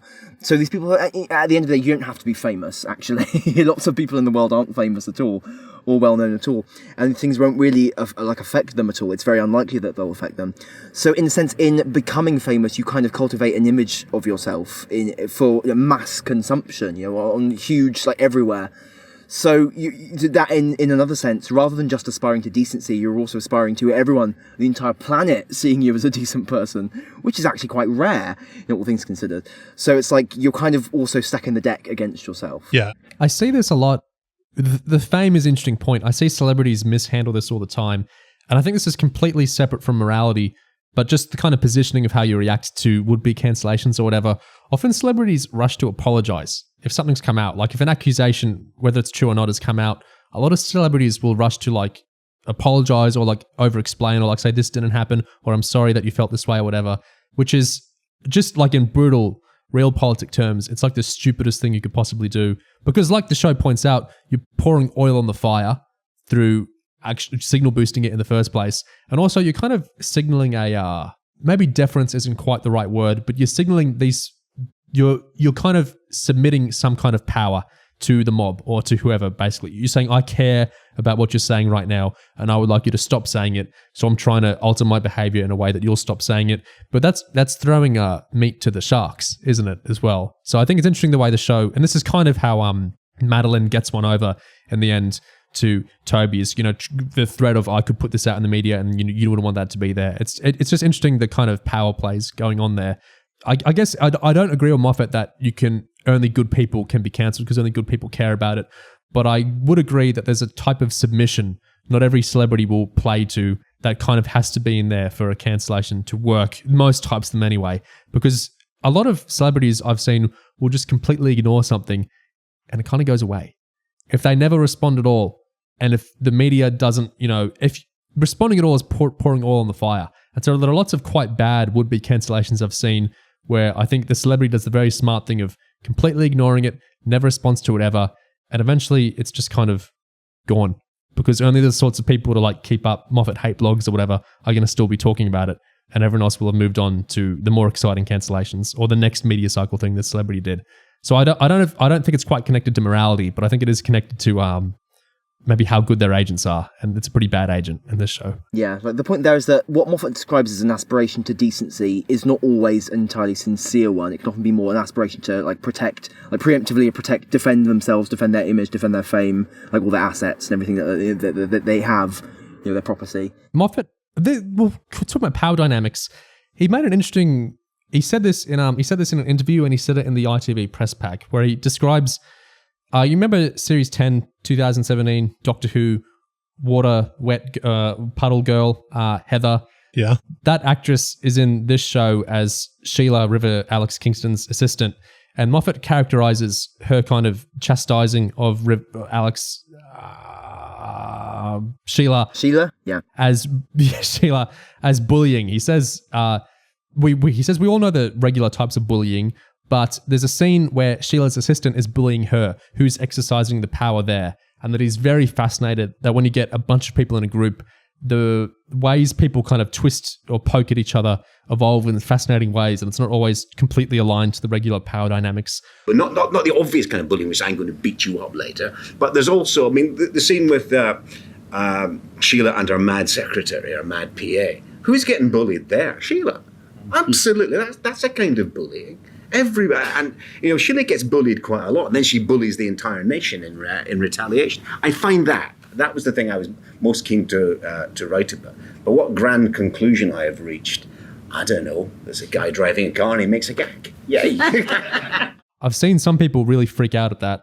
Do you think is he completely insane describing the assistant as bullying Sheila? Do you think there's a point there? Obviously, he says Sheila is kind of bullying the world and the sorts of stuff she writes and broadcasts, but she's bullied in little micro situations as well. Her daughter, her assistant. What do you think of that sort of stuff? Can the assistant bully Sheila? Does that make any sense? What do you think? It feels kind of a bit like revenge in a way. So kind of Sheila has such a abrasive character that kind of her PA is scared of her, but her PA is not scared of actually kind of almost using that scaredness kind of against Sheila, kind of almost getting her own back and not saying things that Sheila really needs to hear, not answering questions. And that's kind of like, it's kind of like a comedic premise, like the sort of the long pauses there, which are kind of like sort of, you can kind of read that scene as another, Moff kind of boomerish, kind of being horrible about young women again, specifically, especially because earlier on you've got that random bit where she's like, this other woman, she's kind of reimagined herself, she's let go of her patronymic and she's changed her name, and making that sound like some weird crazy thing, someone changing their name. But like, I guess there is a kind of a point there. It's just that I don't know if I'd use language as strong as bullying for it, but like the idea that kind of aggression and kind of sniping at people does not always necessarily go like one way. Like someone in the junior position of power might kind of like, I would not say like she actually has like a great deal of power over Sheila like at all, but just in this very minor kind of a really insignificant way, ultimately, she can sort of assert some kind of dominance. I guess I can see in theory that is a valid point to make. But that is not even remotely how I read that character. And so, yes, I do think that Moffat is insane in this instance. Okay, that's a bit strong. But like, the way I read her, it was like, this is just a poor young woman trying to survive under a different type of abusive boss.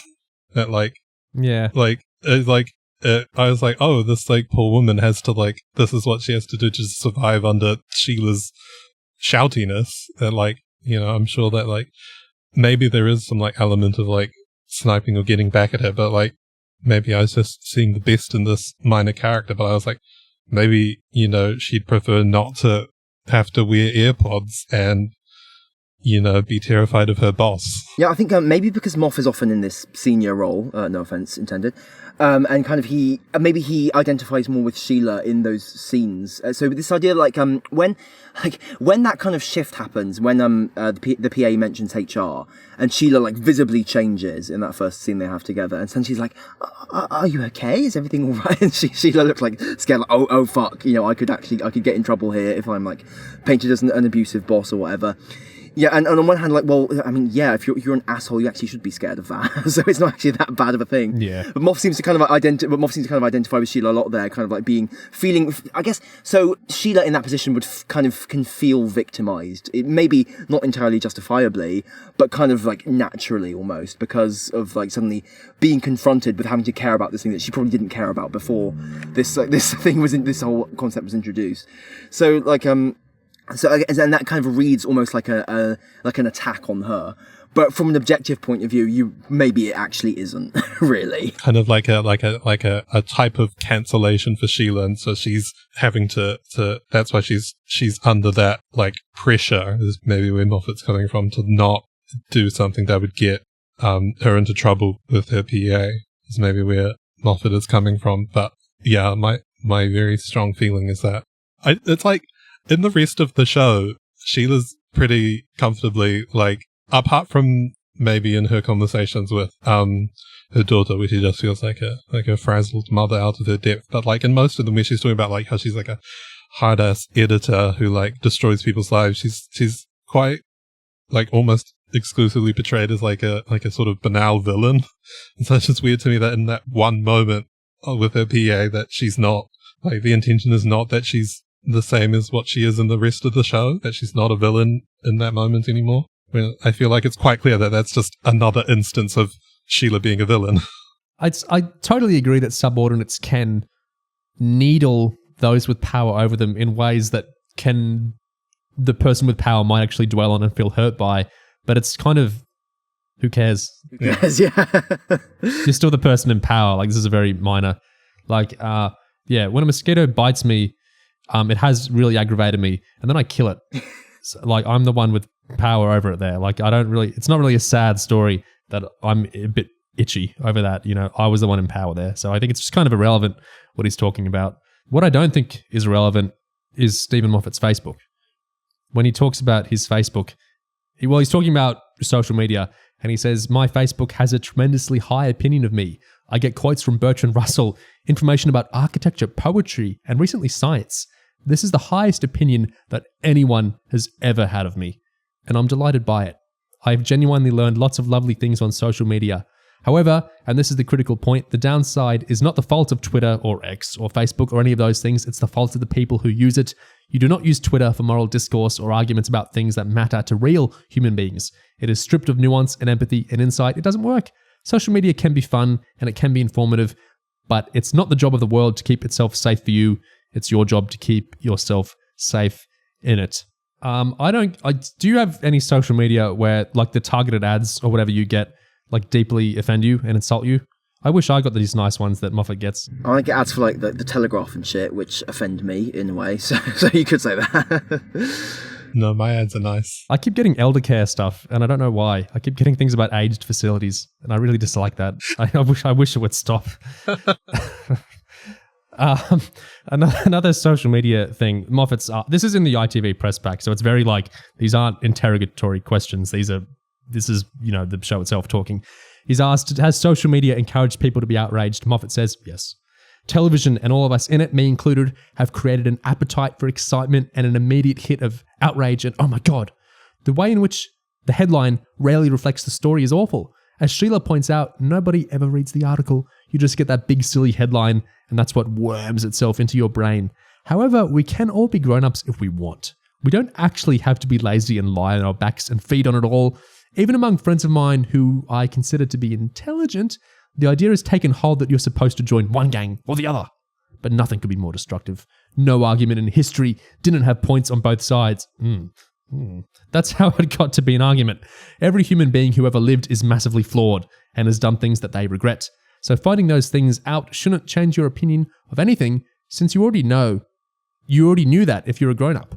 But all of that capacity to take sides and make snap judgments, I think, is what we're prone to. So just to check, that question was about social media, right? Yes. And his response, he immediately mentions television and the headlines, and doesn't address social media at all. So I think that kind of like reflects, I guess, his point of view, which is that even in the show, it's not that social media focused. Like he brings it back to older forms of media, television, like newspapers, like so the older media. So kind of the points he's making are actually, they predate. I mean, like he says before, I guess Cancellation is thousands of years old. So like, they're kind of trying to push him to talk about social media and Twitter and stuff, and he's just not actually that interested, is he? He's a boomer. I don't know about the every argument. It's a very centristy thing. Like there's always good points on both, and every argument had new. Like there's some very very very there's one side or the other side things. Anyway, the other bit from this ITV thing I just think is worth reading out is. It says, Douglas is cancelled, features many strong female characters, doesn't it? And Moffat's response is interesting. He says, yes, there have been, for perfectly good reasons, a lot of dramas where men are portrayed as being as monstrous as they often are, and then women get the glorious role of being the victim, the poor, quivering damsel in distress. But that's not what goes on in the real world. Women often give as good as they get. I happen to know, including my wife, an awful lot of powerful women, and I know some of the things they've had to put up with, and with what skill and accomplishment they've had to deal with it. I also occasionally get glimpses, especially with Sue, but with other women too, of how angry they are about some of it. Their anger can be directed in certain ways at people like Douglas or me, who get a position of safety and command by being apparently rather helpless. But there is nothing more dominant or more powerful than being helpless and hapless, and everybody having to look after you. Douglas owns the room by being, oh, I don't know, well, gosh, silly old me. That is a very good technique to get everybody running around after you. That's the behavior of a Roman emperor. That's a fantastic point about Douglas there, I think, in the way that his bumbling nature kind of is almost like a way. Yeah. It's a controlling way, a way of having everyone pander to you almost. There's this like almost this fetishization of the hapless bumbling man, like in particular. And just like, he's so cuddly, isn't he? And just how like it just kind of shuts people's brains off almost. And it is, yeah, that's kind of the Roman emperor. Yeah. Weaponized incompetence, it's learned helplessness, all that sort of stuff. You see it, I think most people probably can think of a domestic context for this. A classic thing of it's usually, a son or a father or a brother or whatever. Oh, I can't do that. When I do the dishes, they come out wrong. Whenever I do this, I break something. It's very cunning the way I've seen some people do this, where they might even intentionally be destructive in trying to do a chore or something, so the women around them will give up and just do it and take over that behavior, themselves. It's a very clever thing to do. Is it clever? It's a very cunning, awful thing to do, But if you keep failing at something, or if you keep being helpless at something, that can actually be a hugely controlling, powerful thing to do. Absolutely. I think that's very astute of Moffat to point that out. He talks about the roles of women as often appearing as victims of like male violence in drama, and that kind of being like a pigeonhole that they're placed in. And I think that kind of reflects, interestingly, on, I guess, how Madeline's story unfolds and how we are at first encouraged to see her, and then how that is turned on its head at the end, because that feels very pointed, really. I think Moffat is trying to do something with the idea of like the victim role there. I don't know. I don't know if I'd say it's as successful as it could have been. I think we'll get into that at some point. But like I think there's a really knotty thing that I think happens with Madeline and kind of her status as potential or like hypothetical like victim, and kind of how I think there are questions about like what he's doing there that kind of get quite knotty. Are you talking about episode 4's flashback to? The end of episode like 4, that bit. Yeah, I mean we might not be there yet, but we can do if you want. Yeah, why don't we talk about that? I think we should. What goes wrong? What's the issue? What's the scene? What are we talking about? Well, I guess where we leave Madeline at the end of episode 3, at the end of that flashback, is that Douglas has just abandoned her, and we see her kind of like it's really soul crushing. We see her resigned, having been kind of betrayed by someone who she looked up to so much. She kind of seems to like recede and go back in to the room with Toby, and we don't see what happens next. But we kind of get the impression that something that it went south. It got worse. That she had to give in and kind of essentially be coerced into Toby, and sexual assault essentially is what that is building to. And that's kind of that's the context for how we see everything that plays out over the course of episode 4, over how like hurt and like furious Madeline is with Douglas's betrayal, and like how she's kind of been getting sort of forcing Douglas to kind of confront his complicity in that over the course of this whole interview scenario and everything like that. And kind of and also I guess it kind of seems to me it has been played for pathos over the course of that story, like us learning what happened to Madeline, how like dark and kind of upsetting it was. Like we've lived out that whole episode 3, like with her in that room, knowing where it could go, where it seems to be going, and then we kind of end on that note of, oh my god, like this is what happened to her. So after like I guess the whole story is resolved and kind of Douglas has his folly has been exposed, and kind of Madeline's kind of like sort of shown him who he really is, and kind of like left, kind of fucked up his relationships and everything like that. We go back in time. We go back to that moment in the hallway. We see Madeline go back into the room with Toby, but what happens instead is that she kind of becomes the Sherlock-esque superhero of the hour, and she kind of gets the drop on Toby. She kind of defeats him in a way, like with espionage in a way. So she acquires the compromising like materials of him, and she immediately seizes the power over him, and she's now able to like expose what he's been doing to her, like embarrassing, humiliating like stuff of him. And she kind of like she like basically like destroys him. Basically, she immediately asserts herself, like I am fighting back, like I'm retaliating to you. Don't you dare fuck with me, I'll destroy you, blah blah blah. And we see that that's what actually happened. So she kind of escapes that position of victim almost. So this seems like Moffat writing like I will not have this character be a victim of sexual violence. Actually, I'll have her be like the one who escaped, who defeated, who fought back, who got away with it, and kind of like she got her job anyway. She has that position of power kind of over Toby now. And that's kind of like the end note of the show.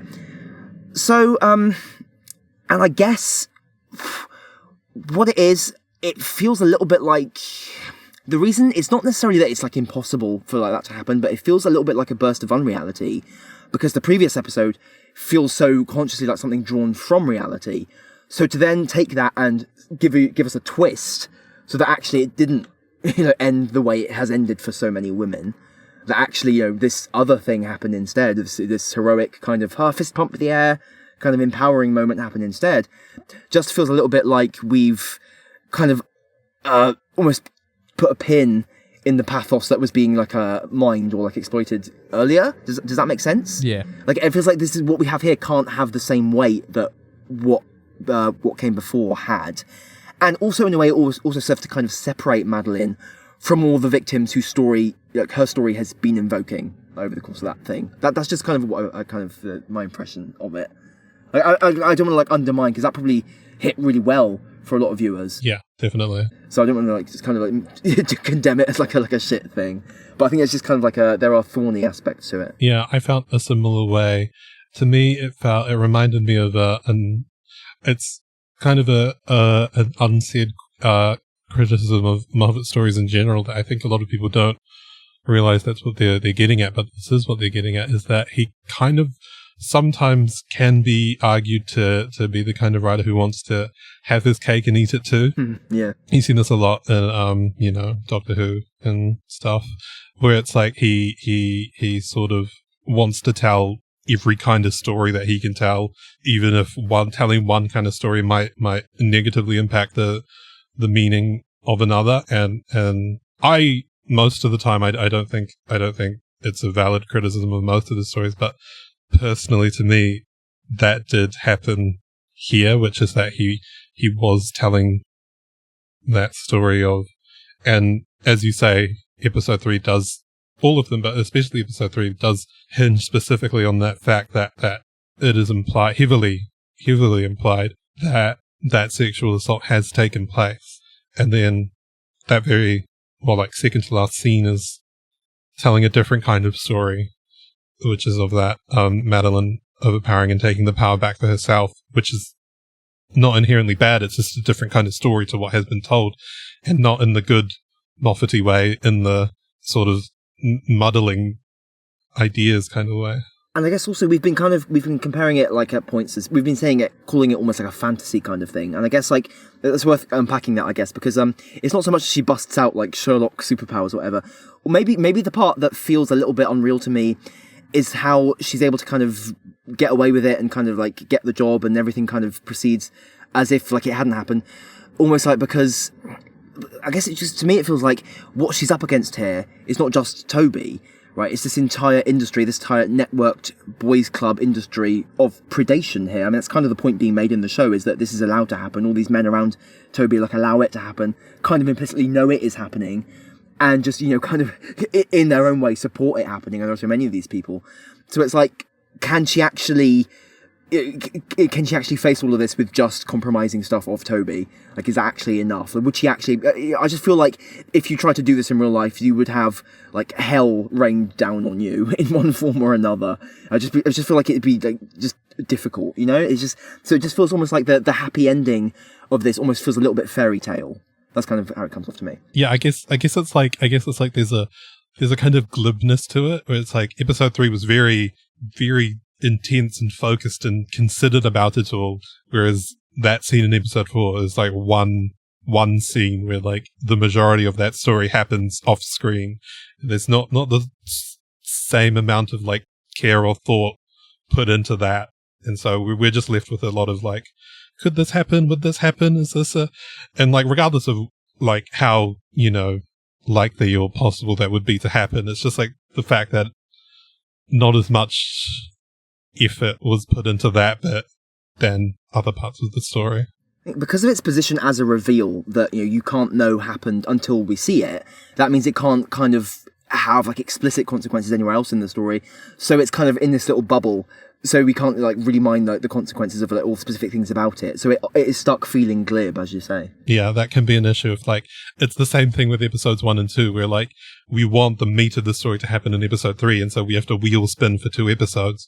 Or like, if you insisted on having Sutik appear at the finale of part 1. I don't have an issue with it, but this is just one of the things I didn't think the show would actually, like, I assumed it would undercut this in some way. I thought the idea of the show actually, maybe some writers I could see doing this, like you just invoked Russell T Davies. I could see him doing this, but Steven Moffat likes to do Everyone Lives, likes to do happy endings and things. I didn't think he was actually going to have Madeline be like sexually assaulted implicitly in the narrative. So I guess I expected some kind of undercutting of that. I guess the thing is, Toby could have physically got up pretty easily and grabbed the phone and deleted it. And then from there, I don't know, maybe he would have let her go and not given her the job. From there, maybe he would have assaulted her. I just think the physical power he had in that scene, I think, was kind of obscured or not dealt with, but I think that's okay because this is a show that's exploring certain things. This isn't a documentary. I think that having the happy-ish ending there, I'm not upset by that or anything. I get why some people would be. I get why some people would be happy with that. I guess I don't really have a strong reaction to it because I assumed it would be undercut in some way anyway. But yeah. Well, my only thing there is that Moff has written about rape before. In Time Traveler's Wife, there's a very specific point. That's true. Where actually almost something happens where, like, we're actually, at one point, we're invited to think that a character, a woman wasn't raped, and then it is told quite matter-of-factly that, she was. That is true. Yeah. There's that kind of thing there. So it's almost played with the idea that Moff would somehow, like, avoid that, and then says, well, no, this is a real thing that we're dealing with it. So I kind of didn't anticipate the undercutting there. I thought this was kind of going to maybe continue that. Yeah, fair enough. Like, keep that sort of, that confrontational nature. So I guess that's kind of why it feels like, we're flipping back from Time Traveler's Wife now. We're kind of going the other direction, where we kind of need, I guess, like the undercutting, like the twist, the kind of like the always a twist at the end, the superhero at the end who defeats the baddie. So that's kind of why it kind of sort of sat like unexpectedly to me. Yeah. It's a regression. It's not necessarily like regression, but it's like that. It's different. It's not what I expected based on what he came before. Some people. It's like I was saying earlier, some people haven't watched Capaldi's era of Doctor Who, but they talk about it very declaratively, like they have, based on Matt Smith's era of Doctor Who. Some people talk about Moffat's career, and in particular this show, and they haven't watched The Time Traveler's Wife or some of his other newer stuff, but they kind of sort of act like they have, and they're saying like, this show is Moffat's big new step forward, and he's been doing adaptations and other not totally successful stuff for a while, but this show and/or Inside Man are just steps forward. And I feel like if you haven't actually watched these things, you don't get to say that at all. And as someone who has watched all these things, I really like this show, but The Time Traveler's Wife feels to me the most out of his things over the last few years. The most he's pushed himself in certain areas. I think this show does really interesting stuff in episodes 3 and 4, and I like this show. But you don't need to push another story down to push a story up, if that makes sense. Like you're saying, The Time Traveler's Wife went further with certain things, and I think is a really interesting show. And please don't put it down in praise of this show if you haven't actually seen it, I guess. We have a whole Who Cares series on Time Wife, by the way. If you ever want to, if you want to explore that show, check it, give it a chance. And the book and the movie. It's a very interesting story. Anyway, Moffat, he says an interesting thing about what audiences should take from the show. Is there something that a kind of a particular area that you've analysed you want people to think about? I don't think you ever know what that is. I mean, it's not the job of a writer to tell people what to think. I think sometimes when you're writing, you find out what you think, but you shouldn't ever be trying to give grand message. I mean, because grand messages are useless from people like me. I don't know how to get home unless someone books me a driver. I can't lead you to utopia. I have no ideas. But you might not recognise that. I think a bit of it, though, is about people jump to conclusions. I mean, but these are things that I think everybody knows. We're about to argue now. Yeah, but I don't think these things are new to anyone. No, because I mean, when Sheila says nobody reads the article, that's me. I don't read the article. I read the headline, and then have an angry opinion about it. Always. I mean, and I've got no intention of stopping. So I don't think people are going to be reformed by my work because it hasn't worked on me. But you know what I mean? We all do that. Yes. I mean, and in fairness to the entire human race, we haven't got much time. Right? We're not going to learn the ins and outs of every moral debate that's going on. We just reach for, I'm sort of centre-left. What do we say about that? Okay, we say that, fine. And pretend that we think that. I think that is interesting, and it's farcical, and it's human. But basically, he's very self-effacing about, I'm not even saying a specific thing with the show. Don't follow me. I don't know what I'm doing. So that's interesting. It reminds me a bit of when you talked about Boom and like, is it anti-capitalist? Is it pro-capitalist? Oh, who knows? Like, kind of like the instinctual avoidance of kind of, don't blame me for any messages that might be here. Yeah. And if one was taking a very uncharitable impression, one could draw maybe a line from that to the weaponised incompetence with Douglas. He's like, oh, I'm just a funny old man where Steven Moffat is writing something. He's like, "Oh, just listen to me. I'm just a silly old writer." That's it. Yeah, Moffat's persona does work a bit like that, doesn't it? He's kind of like the constant self-deprecation and kind of like, "Oh, I'm just silly and worthless," and "Oh, I'm just a shameless little worm." Yeah. Yeah, you are writing actual things. And, Moffat's writing is very pointed at times. Yeah, I think one thing, which I guess we haven't really touched on it yet, but it's something that feels pointed, and it kind of is established first in episode 3, and then it comes back in that stinger for episode 4 with Madeline and Toby. Is this concept of where it feels almost like Moffat kind of going on something through Madeline, which is kind of sort of ripping up this concept of like women's rights and kind of going, actually, these are human rights.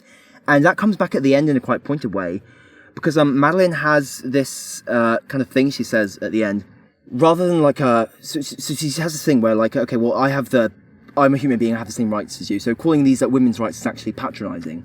And at the very end, when she comes back, she's like, well, you're denying my human rights, and denying someone's human rights is not a reason to join a movement or, pick up a placard or whatever. It's an act of war, and it's a cause for retaliation. So I'm going to retaliate against you, don't fuck with me now.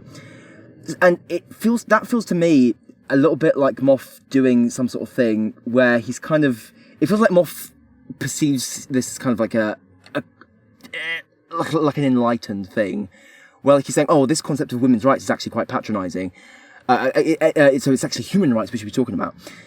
And to me, it feels like one of those things where, a very long time ago, when Moff was having some of these like controversies and stuff was going on, like there was an episode of Doctor Who called The Widow and the Wardrobe where there's a spaceship that only allows women to pilot it because women are strong, and the reason women are strong is that they can give birth, they have wombs. And someone accused Moffat of reducing women to mothers. He kind of sarcastically responded to that like, oh, reducing women to mothers? Oh, who's the real sexist here? He had something or words to that effect.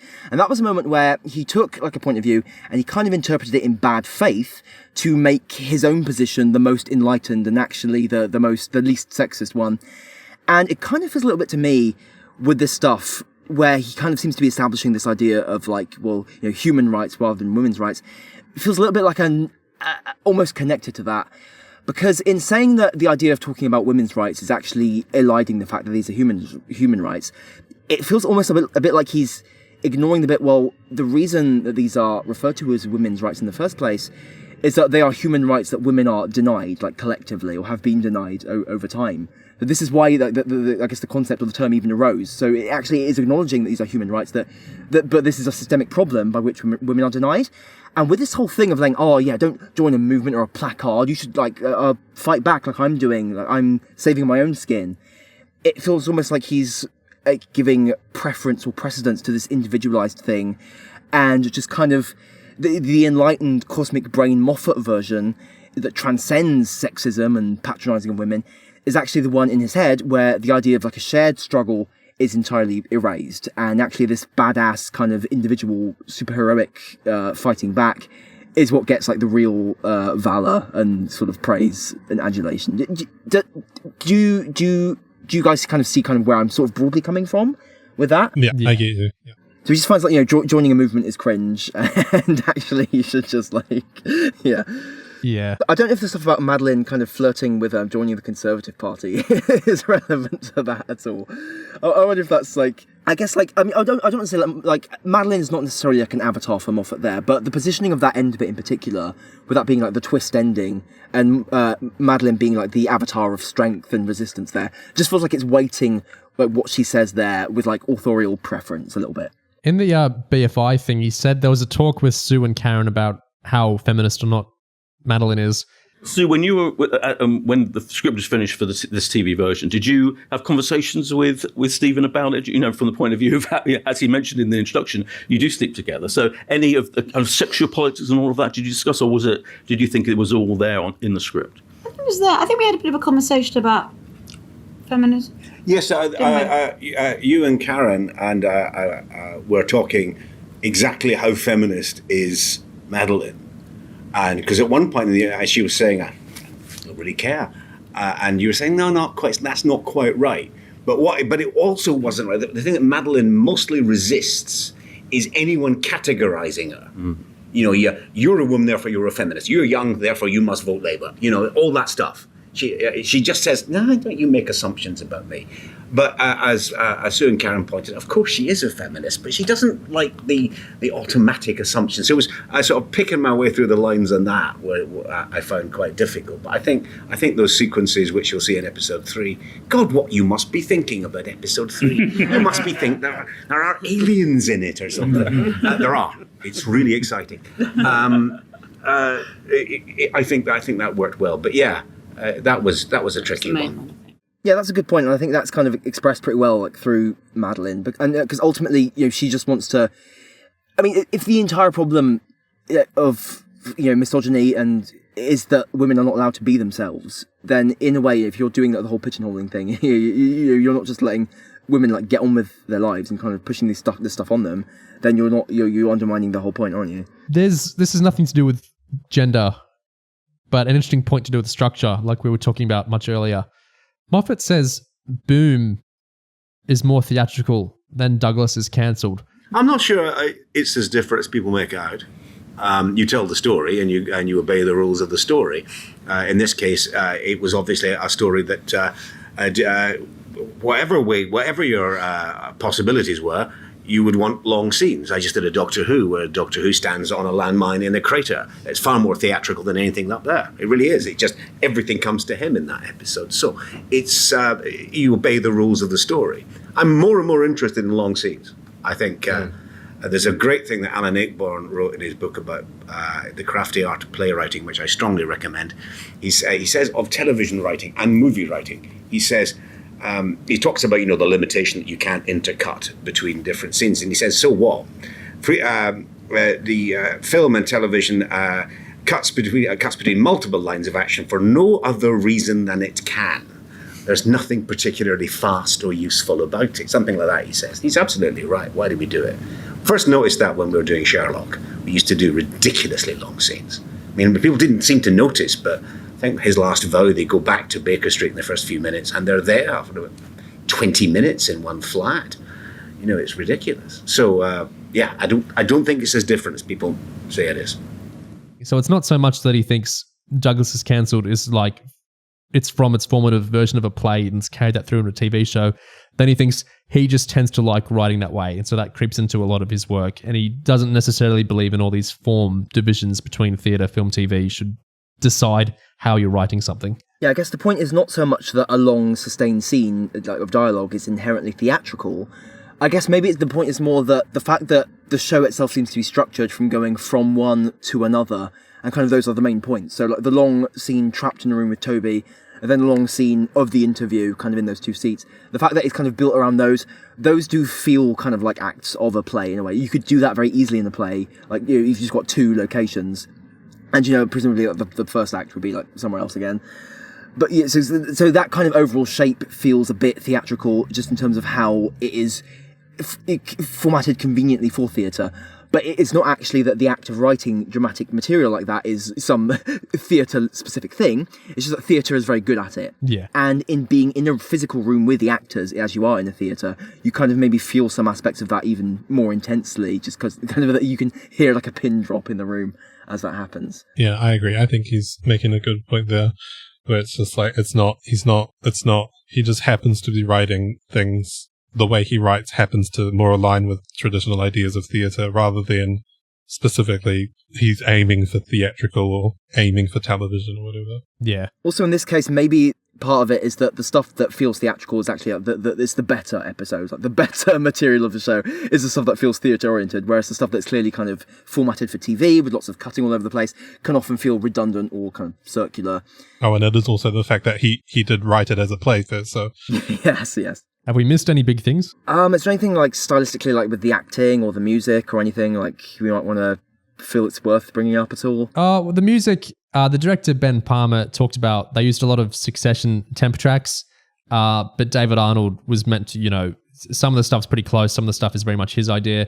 The director really liked that the moment the tweet explodes, it's gone nuclear, that they don't play it as consciously, dramatically as they could, that they do kind of mournful music instead. He was really a big fan of that.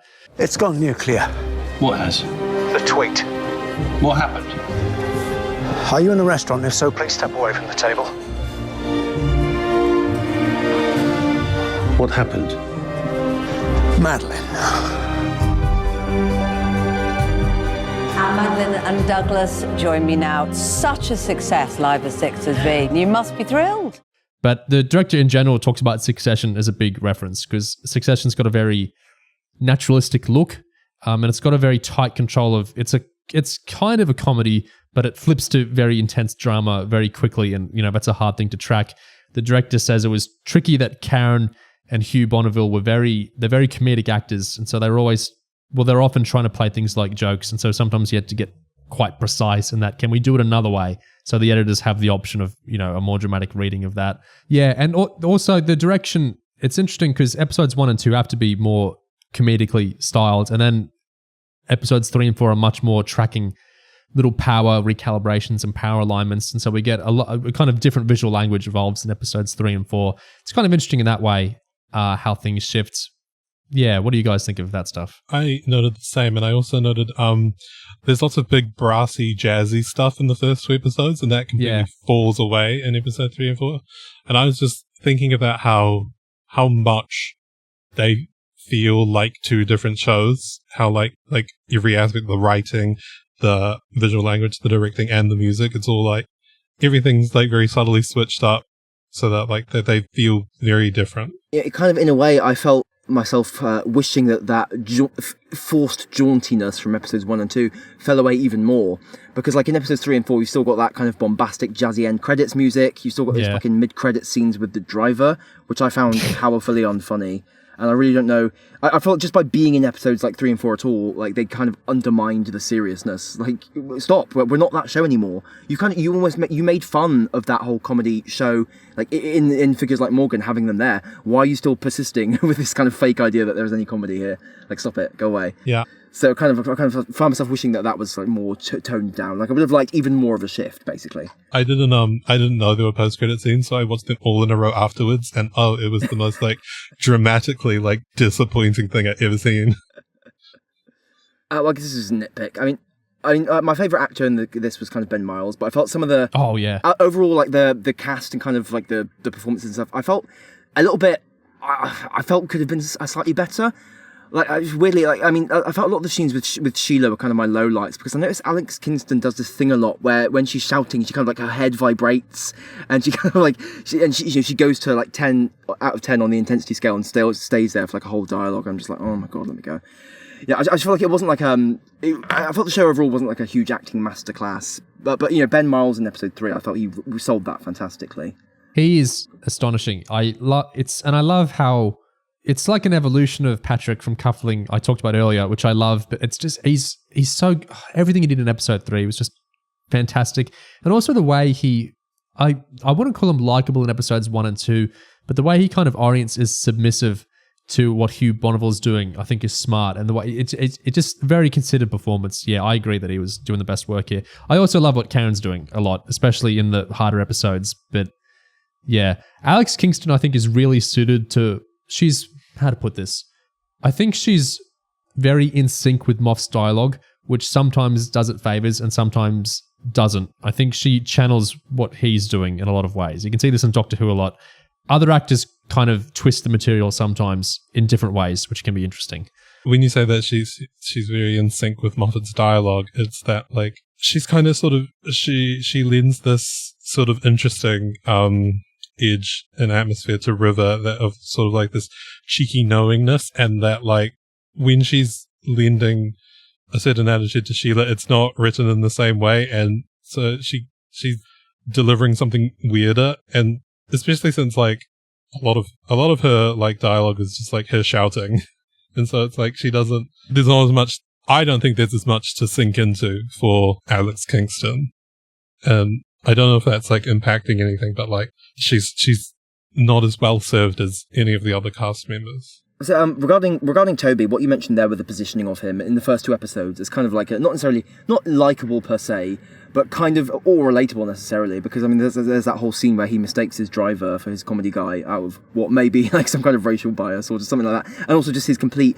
obliviousness of the people who drive him around and work for him every day. So that bubble nature of him, it's not that he's like likable or relatable in those episodes, but he's funny and kind of portrayed as maybe like a little bit bumbling as well. Just kind of like his awkwardness around these things is funny. And the fact that he seems to be positioned kind of at the side of things, as just kind of like a comic relief kind of character, makes the fact that he is the monster so effective.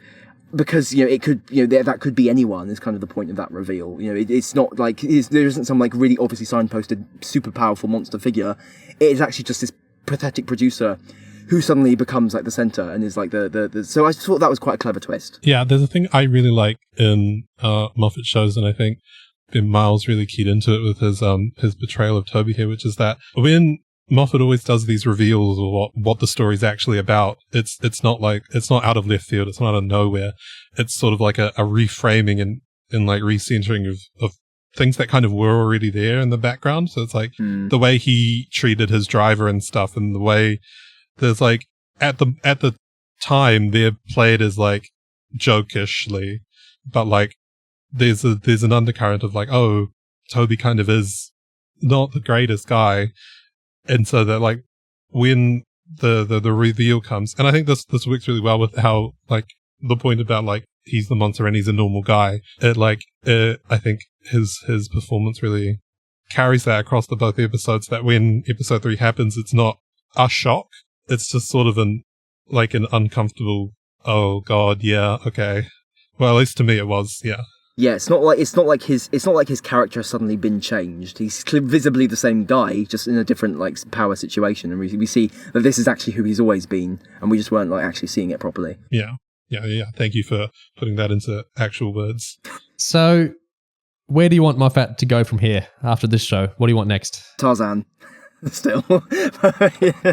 Tarzan. Yes, Tarzan. He needs to put his stamp on that. But I would say more broadly and specifically, or less specifically actually, I guess I would be interested to see more pure drama like from Moffat. As much as he kind of like, as much as the comedy and comedic elements are kind of the part of the spice of Moff, I kind of would like him to push himself like even like more like sort of epochal and kind of like earth shaking. I kind of want him to not have a get out clause where things can still be kind of fantastical or kind of like fun, or I want him to actually like really, I would like to see what he would do if he had to really just go unremittingly dark. Like what would happen? It might be really bad, but I'm kind of curious about that. Well, that'll be a daring new take on Tarzan. I can't wait. Yes, it will. That wraps us up for Douglas is Cancelled. What did you listeners think of the show and or our thoughts on the show? Please let us know. What an interesting show it was. Thank you as always for listening to us. Cheers.